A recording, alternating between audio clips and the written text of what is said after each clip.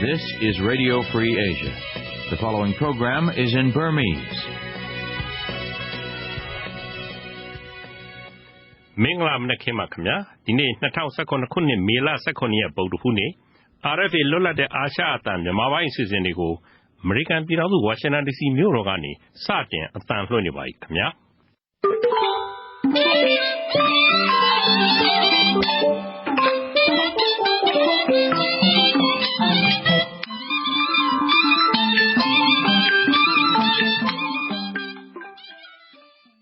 ကျွန်တော်ခင်မောင်ဆိုပါကျွန်မကဆဆန်တင်ပါဒီအစီအစဉ်လေးကိုမြန်မာစံတော်ချိန်မနေ့9:00နာရီကနေ10:00နာရီထိလိုင်းဒိုမီတာ16 kHz 10985လိုင်းဒိုမီတာ19 kHz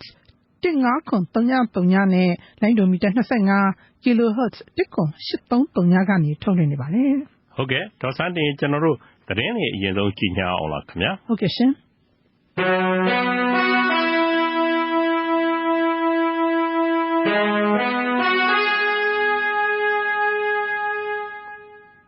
မြန်မာနိုင်ငံငြိမ်းချမ်းရေးအတွက်တရုတ်နိုင်ငံကဆက်ပြီးကူညီမှာဖြစ်ကြောင်းဒေါ်အောင်ဆန်းစုကြည်ကိုတရုတ်သမ္မတရှီကျင်းပင်ကပြောကြားလိုက်ပါတယ်ခင်ဗျာဘေကျင်းမြို့ကိုရောက်ရှိနေတဲ့နိုင်ငံတော်တိုင်ပင်ခံပုဂ္ဂိုလ်ဒေါ်အောင်ဆန်းစုကြည်နဲ့မနေ့ကတွေ့ဆုံရမှာတရုတ်သမ္မတကအခုလိုပြောဆိုခဲ့တာဖြစ်ပါတယ်သမ္မတရှီကျင်းပင်ဟာဘေကျင်းမြို့မှာကျင်းပတဲ့ခေတ်သစ်ပိုးလမ်းမစီမံကိန်းထိပ်သီးညီလာခံကာလအတွင်းဒေါ်အောင်ဆန်းစုကြည်နဲ့နှစ်ကြိမ်တွေ့ဆုံခဲ့တယ်လို့သိရပါတယ်ဒေါ်အောင်ဆန်းစုကြည်ကလည်းတရုတ်နိုင်ငံကိုကျေးဇူးတင်ရှိကြောင်းနဲ့နှစ်နိုင်ငံနယ်ခြားတစ်လျှောက်တည်ငြိမ်အေးချမ်းရေးအတွက်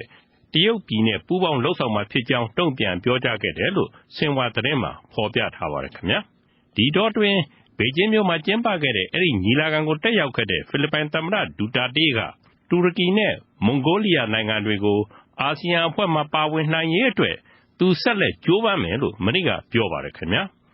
အဲ့ဒီနိုင်ငံနှစ်ခုရဲ့ခေါင်းဆောင်တွေကအာဆီယံကိုဝင်ရောက်လိုတယ်လို့သူ့ကိုပြောဆိုခဲ့ပြီးအာဆီယံအလှည့်ကျဥက္ကဋ္ဌဖြစ်တဲ့သူကလည်းထောက်ခံတယ်လို့ဆိုပါတယ်အခုလိုတူရကီနဲ့မွန်ဂိုလီးယားနိုင်ငံတွေကိုအရှေ့တောင်အာရှနိုင်ငံများအသင်းမှာထည့်သွင်းရေးအတွက်ပထဝီအနေအထားကိုထည့်သွင်းစဉ်းစားခဲ့ပါသလားလို့ဒေါ်အောင်ဆန်းစုကြည်ကသူ့ကိုမေးခွန်းထုတ်ခဲ့ကြောင်းလည်းသမ္မတဒူတာတေးကပြောပါတယ်ပထဝီအနေအထားအရတူရကီနိုင်ငံကအာရှတိုက်နဲ့ဥရောပတိုက်ကြားမှာရှိပြီးမွန်ဂိုလီးယားကတရုတ်နဲ့ရုရှားနိုင်ငံတွေအကြားမှာတည်ရှိတဲ့အတွက်အရှေ့တောင်အာရှဒေသမှာပါဝင်ခြင်းမရှိပါဘူးခင်ဗျာဒါပေမဲ့ဖိလစ်ပိုင်သမ္မတဒူတာတေးကတော့အဲ့ဒီနိုင်ငံနှစ်ခုလုံးဟာမိမိတို့ဒေသမှာပဲတည်ရှိတယ်လို့တုံ့ပြန်ပြောဆိုပါတယ်ခင်ဗျာမြန်မာနိုင်ငံကကျောက်စိမ်းလုပ်ငန်းနဲ့ကချင်ပြည်နယ်ကစစ်ရေးပဋိပက္ခတွေဆက်နေတဲ့အကြောင်းရိုက်ကူးထားတဲ့ကျောက်စိမ်းနဲ့စစ်ဗိုလ်ချုပ်ကြီးများဆိုတဲ့မှတ်တမ်းဗီဒီယိုကိုဗြိတိန်နိုင်ငံအခြေစိုက် The Global Witness အဖွဲ့ကအင်တာနက်စာမျက်နှာကနေဒီနေ့လွှင့်တင်ပါမယ်။ဒါဟာ Global Witness အဖွဲ့ကလျှို့ဝှက်စုံစမ်းဖော်ထုတ်ခဲ့တဲ့မြန်မာနိုင်ငံကကျောက်စိမ်းလုပ်ငန်းတွေနဲ့စစ်အစိုးရခေါင်းဆောင်တွေပတ်သက်နေတဲ့အကြောင်းတင်ပြထားတဲ့အစီရင်ခံစာနောက်ဆက်တွဲလည်းဖြစ်ပါတယ်။2015ခုနှစ်ကထုတ်ပြန်ခဲ့တဲ့ဒီအစီရင်ခံစာမှာမြန်မာနိုင်ငံမှာကျောက်စိမ်းလုပ်ငန်းကရတဲ့ဝင်ငွေဟာ2014ခုနှစ်တစ်နှစ်ထဲမှာတင်အမေရိကန်ဒေါ်လာ31ဘီလီယံရှိပြီးတနိုင်ငံလုံးရဲ့တရားဝင်ကုန်ထုတ်တန်ဖိုး GDP ရဲ့48%ရှိတယ်လို့ဖော်ပြပါတယ်။1990ပြည့်လွန်နှစ်တွေကစလို့ကျောက်စိမ်းလုပ်ငန်းနဲ့သယံဇာတလုပ်ငန်းအများစွန်းတွေကိုငင်းစားဗိုလ်ချုပ်မူကြီးတန်းရွှေပါဝင်ထိပ်တန်းစစ်ဗိုလ်ချုပ်ကြီးတွေရဲ့မိသားစုတွေကလိုဝယ်ကြီးအုပ်ရယူပိုင်ဆိုင်ခဲ့ကြပြီး2014ခုနှစ်တစ်နှစ်ထဲမှာတင်အကျိုးအမြတ်ဒေါ်လာသန်း220ရတယ်လို့ဖော်ပြထားပါတယ်။ဒီမှတ်တမ်းဗီဒီယိုကိုရန်ကုန်မြို့က Park Royal Hotel မှာဒီနေ့ပြသပါမယ်။ညီညွတ်သောတိုင်းသားလူမျိုးများဖက်ဒရယ်ကောင်စီ UNFC တပ်ပေါင်းစုအဖွဲ့ဝင်ဖြစ်တဲ့လားဟူဒီမိုကရက်တစ်အစည်းအရုံး LDU အနေနဲ့ UNFC ရဲ့မူဝါဒအတိုင်း NCA အပြည့်အစာချုပ်လမ်းကြောင်းကိုဆက်လက်အကောင့်ထဲပေါ်ဖို့ဆုံးဖြတ်လိုက်ကြောင်းသတင်းရပါတယ်။မေလ23ရက်နေ့ကထိုင်းမြန်မာနယ်စပ် LDU ဌာနချုပ်မှာပြုလုပ်တဲ့ဗဟိုအလုပ်မှုဆောင်ကော်မတီအစည်းအဝေးကနေ UNFC ကအစိုးရကိုတောင်းဆိုထားတဲ့အချက်9ချက်ပေါ်ပြန်လည်ဆွေးနွေးသုံးသပ်ပြီးတဲ့နောက် NCA ကိုလက်မှတ်ထိုးဖို့အခုလိုဆုံးဖြတ်ခဲ့ကြတယ်လို့ LDU အဖွဲ့ဒုဥက္ကဋ္ဌဆော်လမွန်က RFA ကိုပြောပါတယ်ခင်ဗျာ။ So ကျွန်တော်တို့ကလောလောဆယ်တော့ဒီ UNFC ရဲ့ policy အတိုင်းပဲ NCA လကြောင်းတက်လိုက်မယ်လို့ဆိုတဲ့ဆိုတော့ချခဲ့ပြီးပြီ။အခုလောလောဆယ်တော့ကျွန်တော်9ချက်ကသဘောတူပြီး9ချက်သဘောတူတဲ့အတိုင်းပေါ့။ဒီကနေတော့အရင်က NCC ခေတ်မှာလည်းဆွေးနွေးပြီးပြီလေတခါ။အဲ့ဒါဒီ NCA လကြောင်းတက်လိုက်ဖို့ဒါပေမဲ့လက်မထိုးခွင့်မရှိဘူးတော့။အခုဒီပြန်လာတော့ဒီပဲတော့လက်မထိုးခွင့်ပြုလဲဆိုတော့ကျွန်တော်ဒီလကြောင်းလိုက်မလို့အစည်းအဝေးလို့ဆိုပါတယ်။ဒီအစည်းအဝေးမှာမကြာခင်ကျင်းပတော့မဲ့21ရာစုပင်လုံညီလာခံတက်ရောက်နိုင်ရေးအတွက်အစိုးရငြိမ်းချမ်းရေးကော်မရှင်နဲ့ညှိနှိုင်းဆွေးနွေးထားတဲ့ကတိကဝတ်လက်မှတ်ထိုးဖို့ကိစ္စကိုလည်းဆွေးနွေးခဲ့ကြတယ်လို့သိရပါတယ်။ဒါပေမဲ့လည်းညီလာခံကိုတက်ရောက်ဖို့မြန်မာအစိုးရဘက်ကတရားဝင်ဖိတ်ကြားခြင်းတော့မရှိသေးဘူးလို့ဆိုပါတယ်ခင်ဗျာ။ဒီလ24ရက်နေ့မှာစတင်ကျင်းပမယ်ဒုတိယကြိမ်21ရာစုပင်လုံညီလာခံမတိုင်ခင် NCA အပြည့်ရစာချုပ်မှာမွန်ပြည်သစ်ပါတီကဝင်ရောက်လက်မှတ်ရေးထိုးပြီးညီလာခံတက်ရောက်ဖို့မွန်ပြည်နယ်အစိုးရအဖွဲ့ကမနေ့ကတိုက်တွန်းလိုက်ပါတယ်။မော်လမြိုင်ကပြည်နယ်အစိုးရအဖွဲ့ရုံးမှာမွန်ပြည်သစ်ပါတီတာဝန်ရှိသူတွေနဲ့တွေ့ဆုံချိန်မှာတိုက်တွန်းတာလို့ပြည်နယ်သဘာဝပတ်ဝန်းကျင်နဲ့သယံဇာတထိန်းသိမ်းရေးဝန်ကြီးဒေါက်တာမင်းကြည်ဝင်းကပြောပါတယ်။ရန်ကုန်တိုင်းမင်္ဂလာတောင်ညွန့်မြို့နယ်မှာပြီးခဲ့တဲ့မေလ9ရက်နေ့ညကဖြစ်ပွားခဲ့တဲ့ရုန်းရင်းဆန်ခတ်မှုမှာအမျိုးဘာသာသာသနာစောင့်ရှောက်ရေးအဖွဲ့အနေနဲ့တစုံတရာပါဝင်ပတ်သက်ခြင်းအလျင်းမရှိဘူးလို့မဘာသာဗဟိုဦးဆောင်ဆရာတော်တွေကမိန့်ကြားလိုက်ပါတယ်ခင်ဗျာ။အင်းစိန်မြို့နယ်ရွာမပရိယတ္တိစာသင်တိုက်မှာမနေ့ကသတင်းစာရှင်းလင်းပွဲတစ်ခုကျင်းပခဲ့ပါတယ်။မဘာသာဦးဆောင်ဆရာတော်ဦးပညာဝရကအခုပြင်ပမှာပြောဆိုဝေဖန်နေကြတာတွေဟာမဘာသာရဲ့ပုံရိပ်ကိုတမင်တကာထိခိုက်အောင်လှုပ်ဆောင်နေကြတဲ့သဘောပဲလို့မိန့်ကြားပါတယ်ခင်ဗျာ။အခုဒီသတင်းစာရှင်းလင်းပွဲဖြစ်ပေါ်ခြင်းရဲ့အကြောင်းရင်းကမင်္ဂလာတောင်ညွန့်မှာဖြစ်သွားတဲ့ကိစ္စပေါ့။မဘာသာပွဲကြီးသိလည်းမသိဘူးလုံလည်းမလုံဘူး။ဒါပေမဲ့လို့တချို့ထင်ရှားတဲ့ပုံကိုယ်တွေကိုယ်တိုင်ရပါမဘာသာဆိုပြီးတော့ဆွဆွဲတယ်။အဲ့တော့တကယ်လောက်ပါတယ်ဆိုတဲ့ပုံကိုယ်တွေလည်းမဘာသာမဟုတ်ပါဘူးလို့ထုတ်ပြောနေတာကိုပဲမဘာသာပါလို့ဆွဆွဲတယ်ဆိုတော့ဒါဒီဘက်ရဲ့ပုံရိပ်ကိုတမင်တကာချိခတ်အောင်လှုပ်ဆောင်တဲ့သဘောမျိုးလေးတွေနဲ့တွေ့ကြုံရတယ်ပေါ့။မကြာသေးခင်ကတာကေရမြို့နယ်ကအာရဗီစာသင်ကျောင်းတွေပိတ်ခဲ့ရပြီးရုပ်ရုပ်သဲသဲဖြစ်ခဲ့တဲ့ကိစ္စမှာလည်းမဘာသာကိုပဲဆွဆွဲပြောဆိုခဲ့ကြတယ်လို့ဆရာတော်ကမိန့်ပါတယ်။ဦးဆောင်ဆရာတော်တစ်ပါးဖြစ်တဲ့အရှင်သောဘာကကလည်းပြဿနာတစုံတရာဖြစ်ပေါ်တိုင်းသတင်းမီဒီယာတွေကမဘာသာအဖွဲ့အစည်းကိုမမေးမမြန်းပဲဆွဆွဲရေးသားနေတာတွေရှိပြီးမဘာသာရဲ့ပုံရိပ်ကိုကျဆင်းစေတယ်လို့မိန့်ပါတယ်ခင်ဗျာ။မဘာသာရဲ့ပုံရိပ်တော်၎င်းဗုဒ္ဓဘာသာရဲ့ပုံရိပ်တော်၎င်းတခုခုဒီဆိုတော့ပဲဗုဒ္ဓဘာသာဘောသာသနာရောမဘာသာရောပုံရိပ်ညွှန်းနှောင်းအောင်လုပ်တာဟာတဦးတယောက်မဟုတ်ပါဘူးအဲ့ဒီကနေ့ဒီလုတ်တဲ့ထုတ်နေတဲ့သွားနေတဲ့လမ်းကြောင်းကိုမှန်မှန်ကန်ကန်မသုံးသပ်တဲ့သတင်းမီဒီယာတွေကြောင့်ဖြစ်ပါတယ်ဒါကြောင့်နောက်အခါမှာဒီကိစ္စမျိုးတွေကိုတုံ့ပြန်အရေးယူသွားမယ်လို့အရှင်သောဘာကမိန့်ကြားခဲ့ပါတယ်မလေးရှားအကျဉ်းထောင်တွေမှာပြီးခဲ့တဲ့နှစ်နှစ်အတွင်းရိုဟင်ဂျာဒုက္ခသည်14ယောက်သေဆုံးတယ်လို့ Guardian သတင်းစာကမနေ့ကဖော်ပြလိုက်ပြီးဒီထက်2ယောက်ကလွဲလို့အများစုကမြန်မာနိုင်ငံကဖြစ်တယ်လို့ပြောပါတယ်။ကျင်းသားတွေဟာအင်သားရေကိုတောက်ရတဲ့အတွက်ညှဉ်းပန်းခံရတာနဲ့တူနေတယ်လို့လည်းသတင်းမှာဖော်ပြပါတယ်။ထမင်းကျွေးတဲ့အခါခွက်သေးသေးလေးနဲ့ရေတစ်ခွက်ပဲရပြီးအင်သားရေတောက်ရတယ်လို့ဆိုပါတယ်။လူတယောက်သိမ်မလို့ဖြစ်တော့မှအဆောင်တွေရောက်လာတတ်ပြီးအကျဉ်းသားတွေကမကျေနပ်တာကိုပြောရင်ဒါမှမဟုတ်စိတ်ယုံပြကျင်တယ်လို့ပြောရင်အရိုက်ခံရတယ်လို့ဗလန်တစ်စခန်းမှာတနစ်ကြာထိမ့်သိမ်းခံခဲ့ရတဲ့အသက်18နှစ်အရွယ်ဒုက္ခသည်တယောက်ကပြောပါတယ်။ဒုက္ခသည်တွေကိုကူညီမယ်လို့မလေးရှားကအရင်တုန်းကကမ်းလှမ်းထားပြီးတခြားအရှေ့တောင်အာရှနိုင်ငံတွေကထိတ်သိမ်းသလောက်မကူညီဘူးလို့လည်းဝေဖန်ပါတယ်။စင်ကာပူခြေစိုက်ပူးမားစွမ်းအင်ကုမ္ပဏီနဲ့ဒေသခံ Asia Sun စွမ်းအင်ကုမ္ပဏီနှစ်ခုပေါင်းပြီးရေနံထွက်ကုန်ပစ္စည်းတွေကိုမြန်မာနိုင်ငံမှာဖြန့်ဖြူးရောင်းချဖို့ကြိုးပမ်းနေကြောင်း Reuters သတင်းဌာနကဆောင်းပါးတစ်ပုဒ်မနေ့ကရေးသားလိုက်ပါတယ်ခင်ဗျာ။အဲဒီကုမ္ပဏီနှစ်ခုဖက်ဆက်ထူထောင်ခဲ့တဲ့ Puma Energy Asia Sun ကုမ္ပဏီကအမေရိကန်ဒေါ်လာ62သန်းကုန်ကျတဲ့ရေနံသိုလှောင်ကန်ဖွင့်ပွဲကိုမေလ6ရက်နေ့ကတီလဝါမှာကျင်းပခဲ့ပြီးလောင်စာဆီကုဗမီတာ9000ခန့်သိုလှောင်ထားနိုင်တယ်လို့ဆိုပါတယ်ခင်ဗျာ။ဒီကုမ္ပဏီအနေနဲ့လက်ရှိမှာလောင်စာဆီသိုလှောင်တဲ့လုပ်ငန်းသက်သက်ကိုလုပ်ကိုင်နေတာဖြစ်ပေမဲ့လည်းမြန်မာပြည်တွင်းလောင်စာဆီလက်လီလက်ကဖြန့်ချိရောင်းချခွင့်လိုင်စင်လျှောက်ထားတော့မယ်လို့ဆိုပါတယ်။မြန်မာပြည်မှာလောင်စာဆီသုံးစွဲမှုတခုံတိုးတိုးတက်နေပြီးမြန်မာအစိုးရကနိုင်ငံခြားယင်းနှိမ့်ညွှန်မှုဥပဒေကိုလက်တလောပြင်ဆင်ပြဋ္ဌာန်းပြီးချိန်မှာအခုသတင်းပေါ်ထွက်လာတာဖြစ်ကြောင်း Reuters သတင်းမှာဖော်ပြထားပါတယ်ခင်ဗျာ။ မြောက်ကိုရီးယားဒုံးကျည်အစီအစဉ်ဟာမျှော်မှန်းထားတာထက်ပိုပြီးမြန်မြန်ဆန်ဆန်တိုးတက်လာနေတယ်လို့တောင်ကိုရီးယားကာကွယ်ရေးဝန်ကြီးကမနေ့ကပြောကြားလိုက်ပါတယ်။မြောက်ကိုရီးယားကပြီးခဲ့တဲ့တနင်္ဂနွေနေ့မှာဒုံးကျည်စမ်းသပ်ပစ်လွှတ်တာကိုပြစ်တင်ရှုတ်ချပြီးနျူကလ িয়ার နဲ့တိုက်ချင်းပစ်ဒုံးကျည်စမ်းသပ်ပစ်လွှတ်တာမှန်သမျှရပ်ဆိုင်းလိုက်ဖို့ကုလသမဂ္ဂလုံခြုံရေးကောင်စီကတိုက်တွန်းပြီးတဲ့နောက်အဲ့ဒီလိုပြောကြားလိုက်တာပါ။မြောက်ကိုရီးယားကဒုံးကျည်စမ်းသပ်ပစ်လွှတ်တာကိုတောင်ကိုရီးယားမှာဖြန့်ချထားတဲ့အမေရိကန်တပ်ဒုံးခွင်းဒုံးစနစ်ကထောက်လှမ်းသိရှိတာလို့လည်းကာကွယ်ရေးဝန်ကြီးဟန်မင်းခူးကပါလီမန်မှာပြောပါတယ်။အမေရိကန်ကရန်လိုတာကိုကန့်ကွက်တဲ့အနေနဲ့ဥပဒေနဲ့အညီဒုံးကျည်စမ်းသပ်တာလို့မြောက်ကိုရီးယားကပြောပါတယ်။အမေရိကန်သမ္မတဒေါ်နယ်ထရန့်ကရုရှားနိုင်ငံသားရေးဝန်ကြီးဆာဂေးလာဖရုဗ်နဲ့တန်အမတ်ကြီးဆာဂေးကစ်လာယက်တို့နဲ့ဗုဒ္ဓဟူးနေ့ကတွေ့ဆုံစဉ်မှာထိပ်တန်းထောက်လှမ်းရေးသတင်းတွေကိုပြောကြားခဲ့မှုနဲ့ပတ်သက်ပြီးအမေရိကန်ပါတီနှစ်ရပ်လုံးမှာပါဝင်တဲ့အမတ်တွေကဖိအားပေးနေကြစဉ်မှာပဲအမေရိကန်အထက်လွှတ်တော်ထောက်လှမ်းရေးကော်မတီကလည်းအိမ်ဖြူတော်ကိုအဲ့ဒီတွေ့ဆုံပွဲမှာပြောကြားခဲ့တဲ့အချက်လက်အပြည့်အစုံပေးဖို့တောင်းခံထားကြောင်းမနေ့ကသတင်းရပါတယ်ခင်ဗျာအဲ့ဒီတွေ့ဆုံပွဲမှာ IS ခေါ်မွတ်စလင်အစွန်းရောက်အကြမ်းဖက်အဖွဲ့နဲ့ပတ်သက်ပြီးမဟာမိတ်နိုင်ငံတစ်ခုထံကရရှိထားတဲ့သတင်းအချက်လက်တွေကိုသမ္မတထရန့်ကထုတ်ဖော်ပြောကြားခဲ့တယ်လို့ဆိုပါတယ်အဲ့ဒီမဟာမိတ်နိုင်ငံဟာအစ္စရေးနိုင်ငံဖြစ်တယ်လို့ The New York Times သတင်းစာကပြောပါတယ်ခင်ဗျာတရုတ်ဆိုရကရင်ကျန်းဒေသမှာနေထိုင်တဲ့မွတ်စလင်တွေရဲ့ DNA မျိုးရိုးဗီဇတွေကိုရယူစုဆောင်းဖို့စီစဉ်နေပါတယ်ခင်ဗျာအဲ့ဒီလုပ်ငန်းအတွက်အမေရိကန်ဒေါ်လာ9 သန်းနီးပါးတန်ဖိုးရှိတဲ့ပစ္စည်းတွေကိုဝယ်ယူမှာဖြစ်ပြီးပစ္စည်းတွေတပ်ဆင်ပြီးတဲ့အခါတနေ့ကိုလူ1000ခန့်ရဲ့ DNA ကိုရယူစုဆောင်းနိုင်မယ်လို့ဆိုပါတယ်အဲ့ဒီရင်ကျန်းမှာနေတဲ့ဝီဂါမွတ်စလင်တွေကိုတရုတ်အစိုးရကခွဲထွက်ရန်အကြမ်းဖက်ကြိုးပမ်းသူတွေအဖြစ်ထိန်းချုပ်ဖို့ကြိုးစားနေတာဖြစ်ပါတယ်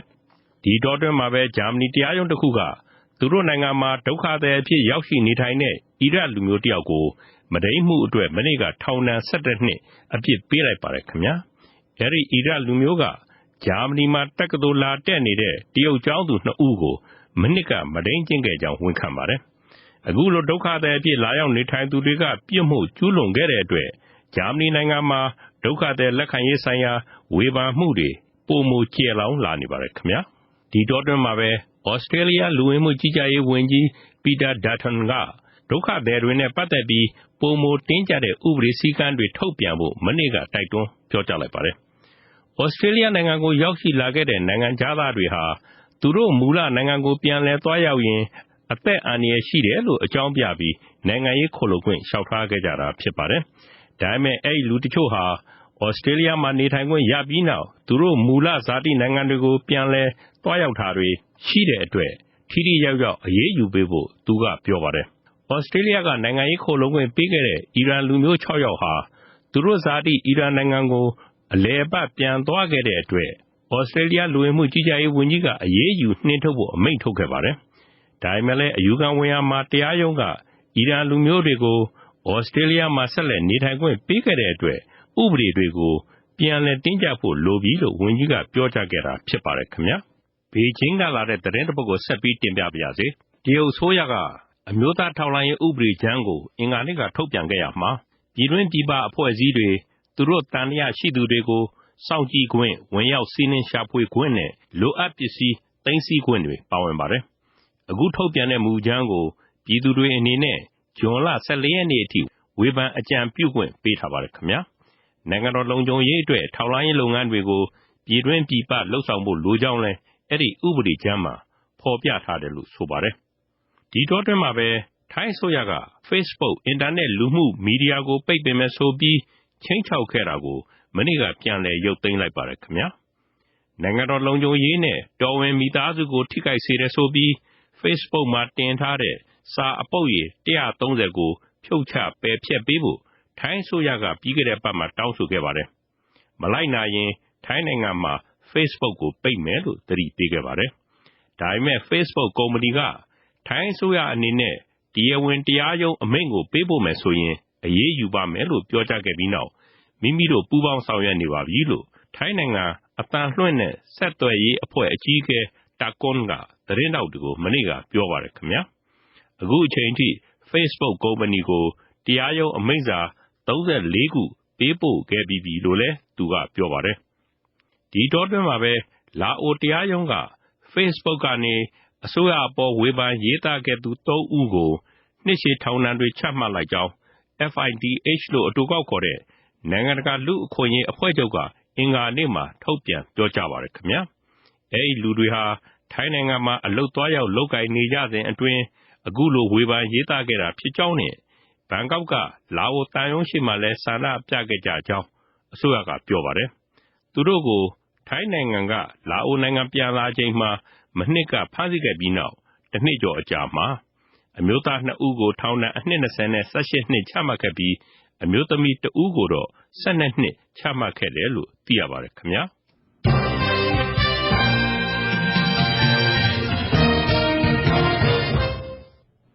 RFA မြန်မာပိုင်းအစီအစဉ်တွေဆက်လက်ထုတ်လွှင့်နေပါတယ်။ခင်မောင်စိုးရေအခုပြောမှာကရခိုင်ပြည်နယ်အကြံပေးကော်မရှင်ကြားဖြတ်အစီရင်ခံစာအကြောင်းနော်။ဟုတ်ကဲ့ခင်ဗျ။ရခိုင်ပြည်နယ်ဆိုင်ရာအကြံပေးကော်မရှင်ရဲ့ကိုယ်စားလှယ်အဖွဲ့ကရခိုင်ပြည်နယ်တည်ငြိမ်အေးချမ်းမှုနဲ့ဖွံ့ဖြိုးတိုးတက်ရေးအကောင့်တွေဖော်ရေးဗဟိုကော်မတီဝင်တွေနဲ့နေပြည်တော်မှာဒီအပိုင်းတွေ့ဆုံခဲ့ပါတယ်။ဒီဆွေးနွေးပွဲမှာပါဝင်တဲ့ရခိုင်ပြည်နယ်ဆိုင်ရာအကြံပေးကော်မရှင်အဖွဲ့ဝင်ဦးအေးလွင်ကိုကျွန်တော် RFA သတင်းတော်ကိုကျော်သူကဆက်သွယ်မေးမြန်းထားပါတယ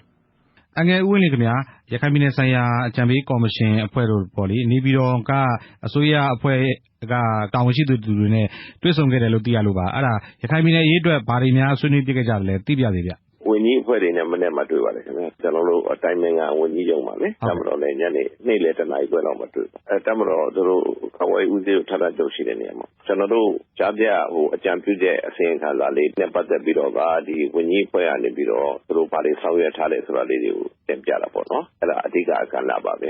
အဓိကကတော့နေသားရေးအပြည်တော်စုဝန်ကြီးနော်သူကနေပြီးတော့တင်ပြတယ်ပြီးတော့တချို့ဝန်ကြီးများလည်းသူတို့လုပ်ထားတဲ့ကိစ္စရပ်ကလေးတွေကိုဖြစ်ဆွဲပြီးတော့ဆွေးနွေးတင်ပြပါတယ်သူတို့ဘက်ကတော့ငကူကလည်းဒါတွေကိုလုပ်နေတယ်ပေါ့အကြံပြုချက်တွေကိုလည်းသူတို့အရှိန်ဟုန်မြင့်တင်ပြီးတော့လုပ်မယ်ဆိုတဲ့အကြောင်းပေါ့နော်ကျွန်တော်တို့နောက်ဆုံးအကြံပြုချက်မတင်မီမှာဘာတွေလုပ်เสียလိုအပ်တယ်ဘာလဲဆိုတဲ့ကိစ္စရပ်တွေအပြန်အလှန်ဆွေးနွေးဖို့အတွက်လည်းကျွန်တော်လမ်းကြောင်းတွေကပွင့်နေတဲ့အတွက်ကြောင့်တစ်ထိုင်ထဲမှာတော့အကုန်လုံးတော့မပြောခဲ့ရပါဘူးဒီကော်မရှင်ရဲ့နောက်ဆုံးအစီရင်ခံစာအတွက်ကအခုလောက်ဆိုလို့ရှိရင်အစင်းသေးဖြစ်ပြီလို့ပြောနိုင်မလားဘယ်လိုများပြောနိုင်မလဲကျွန်တော်တို့လမ်းဖွင့်ထားတော့မှနောက်ဆုံးနေ့ဒီကျွန်တော်တို့အကြံဉာဏ်တွေကိုတောင်းခံနေဦးမှာပါဘယ်လိုပဲဖြစ်ဖြစ်ကျွန်တော်တို့ရခိုင်ပြည်တိုးတက်ဖွံ့ဖြိုးရေးအတွက်တစ်ဖက်လူအဖွဲ့အစည်းတွေသဟဇာတဖြစ်ပြီးတော့တည်ငြိမ်အေးချမ်းရေးအတွက်ကိုဘယ်လိုအကြံကောင်းဉာဏ်ကောင်းပေးကျွန်တော်တို့ကနားထောင်နေပြီးတော့မှအပိဓာအကြံပြုတဲ့အစီရင်ခံစာကိုဩဂုတ်လကုန်လောက်မှကျွန်တော်တင်မှာပါဘူးသီးတောင်မောင်တော်ဒေသမှာဖြစ်ခဲ့တဲ့အထီးကရုံးပေါ့လေအကြံဖက်အဖွဲ့အစည်းတွေရဲ့ရဲကင်းကိုတိုက်ခိုက်ခဲ့ရတာကနေစပြီးတော့ဖြစ်ခဲ့တယ်ပေါ့လေအကြံဖက်အဖွဲ့အစည်းတွေနောက်ထပ်ဒီနယ်မြေမှာရှင်းလင်းသွားဖို့အတွက်ကိုအစိုးရဘက်ကရောဘာတွေများလှုပ်ဆောင်မယ်လို့ပြောသွားတာမျိုးရှိပါသေးတယ်ဗျဒီတပ်မတော်ဘက်ကပြည်ထောင်ရေးဘက်ကရောပေါ့အဲ့ဒါဘယ်လိုများပြောသွားမျိုးရှိပါလဲဗျနေ့လယ်ပိုင်းစီဝေးမှာတော့တပ်မတော်ဌာနချုပ်ကိုသွားတယ်ဗျကျွန်တော်တို့ဗိုလ်ချုပ်ကြီးမြတ်ထွန်းဦးနဲ့ကျွန်တော်တို့အစီရင်ခံစာတင်ပြီးချင်းမှလည်းတစ်ခါတွေ့တယ်ဒါဒုတိယအကြိမ်တွေ့ချင်းပေါ့နော်အဲ့ဒီမှာသူ့အနေနဲ့တင်ပြတာတော့ဖြင့်နယ်မြေရှင်းလင်းသက်ဆိုင်ရေးတွေကိုတပ်မတော်အနေနဲ့ကရဆိုင်ရပြီးတော့လုံခြုံရေးကိုပြည်ထောင်ရေးကနေတာဝန်ယူထားတယ်တပ်မတော်အနေနဲ့တော့ဌာနချုပ်မှာတပ်ဆွဲထားတော့မယ်ပေါ့နော်လိုအပ်လို့ရှိရင်ဒါသူကဝင်ရောက်ကူညီပေးမယ်ပေါ့နော်နောက်ပြီးတော့ဒီတပုံထားမှုကတော့ဖြင့်အလားအလာတွေရှိနေသေးတယ်တစ်ဖက်ကသူတို့ရရှိထားတဲ့သတင်းအချက်လက်တွေပါတွေရပေါ့နော်သူတို့သင်တန်းပေးတာတို့ဘာလို့လူတွေဝင်ထွက်စည်းရုံးတာတို့ဘာလို့ဆိုတာတွေရှိနေသေးတယ်ပေါ့အဲ့တော့အမြဲတမ်းထားပြီးတော့ဒါကိုမဖြစ်ရလေအောင်ကာဝေးရေးကိုပြေဝတာဝန်ယူထားမယ်ဆိုတဲ့အကြောင်းလေးပြောပြပါတယ်လူဝင်မှုကြီးကြပ်ရေးနဲ့ပြည်သူ့အင်အားဦးစီးဌာနဝန်ကြီးဦးသိန်းဆွေလည်းပါမှာပေါ့သူကရောဘယ်လိုများရှင်းပြသွားတာမျိုးရှိပါသေးလဲဗျသူတို့ပြောတယ်လေဒီကိုကျွန်တော်တို့နိုင်ငံသားဖြည့်ရေးအတွက်စီစဉ်မှုကိစ္စတွေကိုဘယ်လိုလုပ်နေပါလဲဘယ်လိုဆောင်ရွက်နေပါလဲဆိုတဲ့ကိစ္စရပ်လေးတွေပေါ့လေအဲ့တော့အောက်ခြေကလူတွေကိုလည်းသဘောပေါက်ရအောင်လို့ FM radio ကနေပြီးတော့ဘာသာစကား၃မျိုးနဲ့ဒီဖွင့်နေတယ်ဆိုတဲ့အကြောင်းတွေပါလေပါဝင်တာပေါ့နော်အဲ့တော့ဘုံဘုံကြီးနဲ့ကျွန်တော်တို့ဥက္ကဋ္ဌကိုဖီအာနန်ကလည်းဆက်သွယ်ပြီးတော့သူသဘောဆောင်တဲ့အားလုံးကောင်းရကောင်းကြောင်းတွေကိုတိုင်ပင်ပြီးတော့အကြံကောင်းဉာဏ်ကောင်းတွေအတွက်လည်းကျွန်တော်တို့ရယူနေပါတယ်ဆိုတော့သိရပါတယ်အငယ်ဦးလေးဗျာအခုလိုဖြေကြားပေးတာကျေးဇူးအများကြီးတင်ပါတယ်ခင်ဗျာကျေးဇူးတင်ပါတယ်ခင်ဗျာကိုကျော်သူရဲ့ဆက်သွယ်မေးမြန်းချက်ပါဒေါ်စန်းနေအခုကျွန်တော်တို့ထိုင်းနိုင်ငံမြန်မာအလုပ်သမားတွေနဲ့ပတ်သက်ပြီးတော့လည်းဆက်လက်တင်ပြအောင်မယ်မဟုတ်လားခင်ဗျာဟုတ်ပါတယ်မြန်မာအလုပ်သမားတွေအများစုအလုပ်လုပ်ကိုင်နေကြတဲ့ထိုင်းနိုင်ငံတောင်ပိုင်းကရာဘာဆက်ယုံသက်ဆက်ယုံနဲ့ဆောက်လုပ်ရေးလုပ်ငန်းခွင်တွေကိုမြန်မာတိုင်ယုံကတာဝန်ရှိသူတွေကဒီလ17ရက်နေ့ကနေ14ရက်နေ့ထိ4ရက်ကြာတွားရောက်စစ်ဆေးပါတယ်ခင်ဗျာဆိုရင် ဒီအကြောင်းကိုထိုင်းနိုင်ငံဆိုင်ရာမြန်မာတန်ယုံအထူးအဖွဲ့ကရှေ့နေဦးအောင်မျိုးတန့်ကို RFA သတင်းတောက်မဝေမာထွန်းကဆက်သွယ်မြင်းမြန်းထားပါတယ်ဟုတ်ကဲ့ဒီထိုင်းနိုင်ငံအတွင်းရပါတော့ဒီမြန်မာအလုပ်သမားတွေအများစုအလုပ်လုပ်ကင်နေကြတဲ့စက်ရုံတွေကိုဒီတန်ယုံတာဝန်ရှိသူတွေကစစ်ဆေးမှုတွေဒီရက်ပိုင်းလုပ်နေတယ်ဆိုပြီးတော့ကြားလို့ပါဘလို့အခြေအနေတွေများရှိနေလဲလို့ပါရှင်အလုပ်သမားတွေက3 တန်း 4 တန်းနီးပါးဖြစ်နေတယ်အရင်တော့အလုပ်သမားအရာရှိတယောက်တည်းထိုင်တယ်အခုတော့အလုပ်သမားအရာရှိ9ယောက်ဖြစ်လာတဲ့အခါကျတော့ထိုင်းနိုင်ငံရဲ့ချင်းမိုင်နောက်တစ်ခါမြောက်ဦးမဲဆောက်ထိုင်းနိုင်ငံတောင်ပိုင်းအဲ့လိုနေရာတွေမှာအခုလူခွဲပြီးတာဝန်ချပါတယ်ခြားတော့အခုလောလောဆယ်မှာကျွန်တော်တို့ဒီထိုင်းနိုင်ငံတောင်ပိုင်းတာဝန်ခံအလုပ်သမားတန်အရာရှိဒီဦးအောင်ခင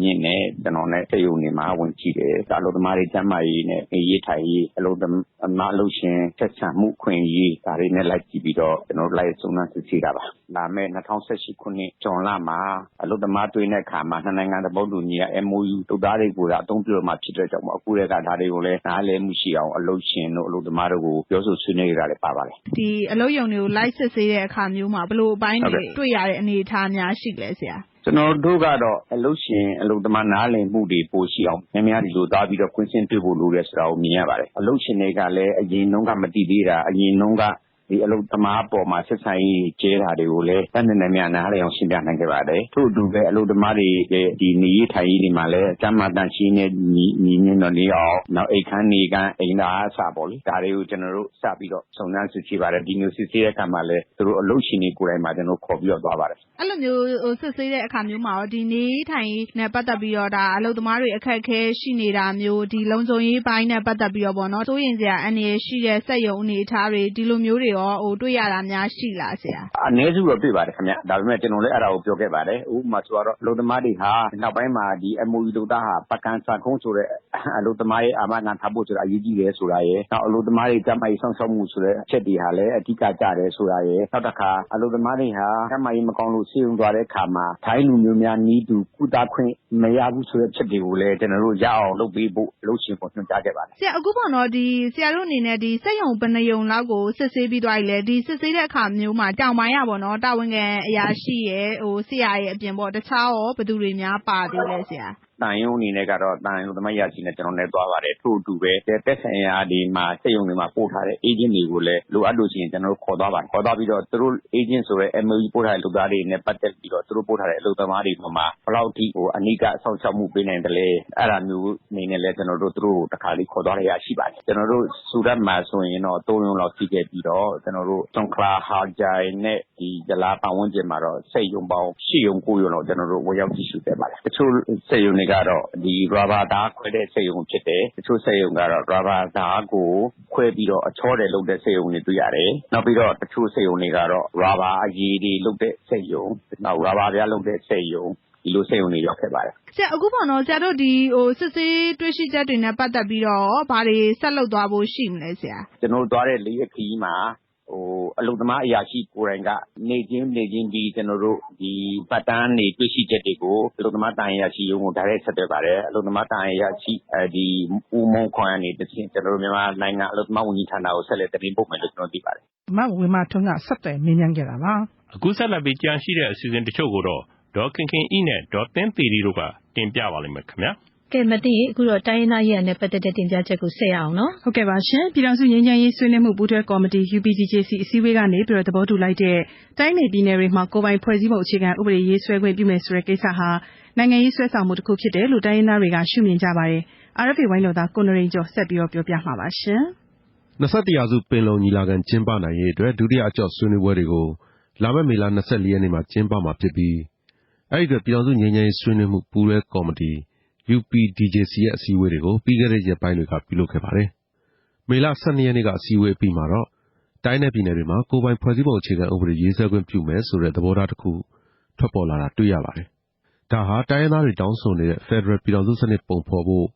လိုအပ်တဲ့အချက်တွေထဲကအဓိကအချက်တစ်ချက်ဖြစ်ပါတယ်။ဒါပေမဲ့အဲ့ဒီတိုင်းနယ်ပြည်နယ်ဖွဲ့စည်းပုံတွေဟာပြည်ထောင်စုဖွဲ့စည်းပုံကိုကျော်လို့မရဘူးဆိုတဲ့ချွင်းချက်ပါနေတဲ့အတွက်မြန်မာနိုင်ငံမှာလက်ရှိပြဋ္ဌာန်းထားတဲ့2008ဖွဲ့စည်းပုံကိုရည်ညွှန်းသလားနောက်ထပ်ပေါ်ပေါက်လာမဲ့ဖွဲ့စည်းပုံအသစ်ကိုရည်ညွှန်းသလားဆိုတာတွေးခါဖြစ်နေကြပါတယ်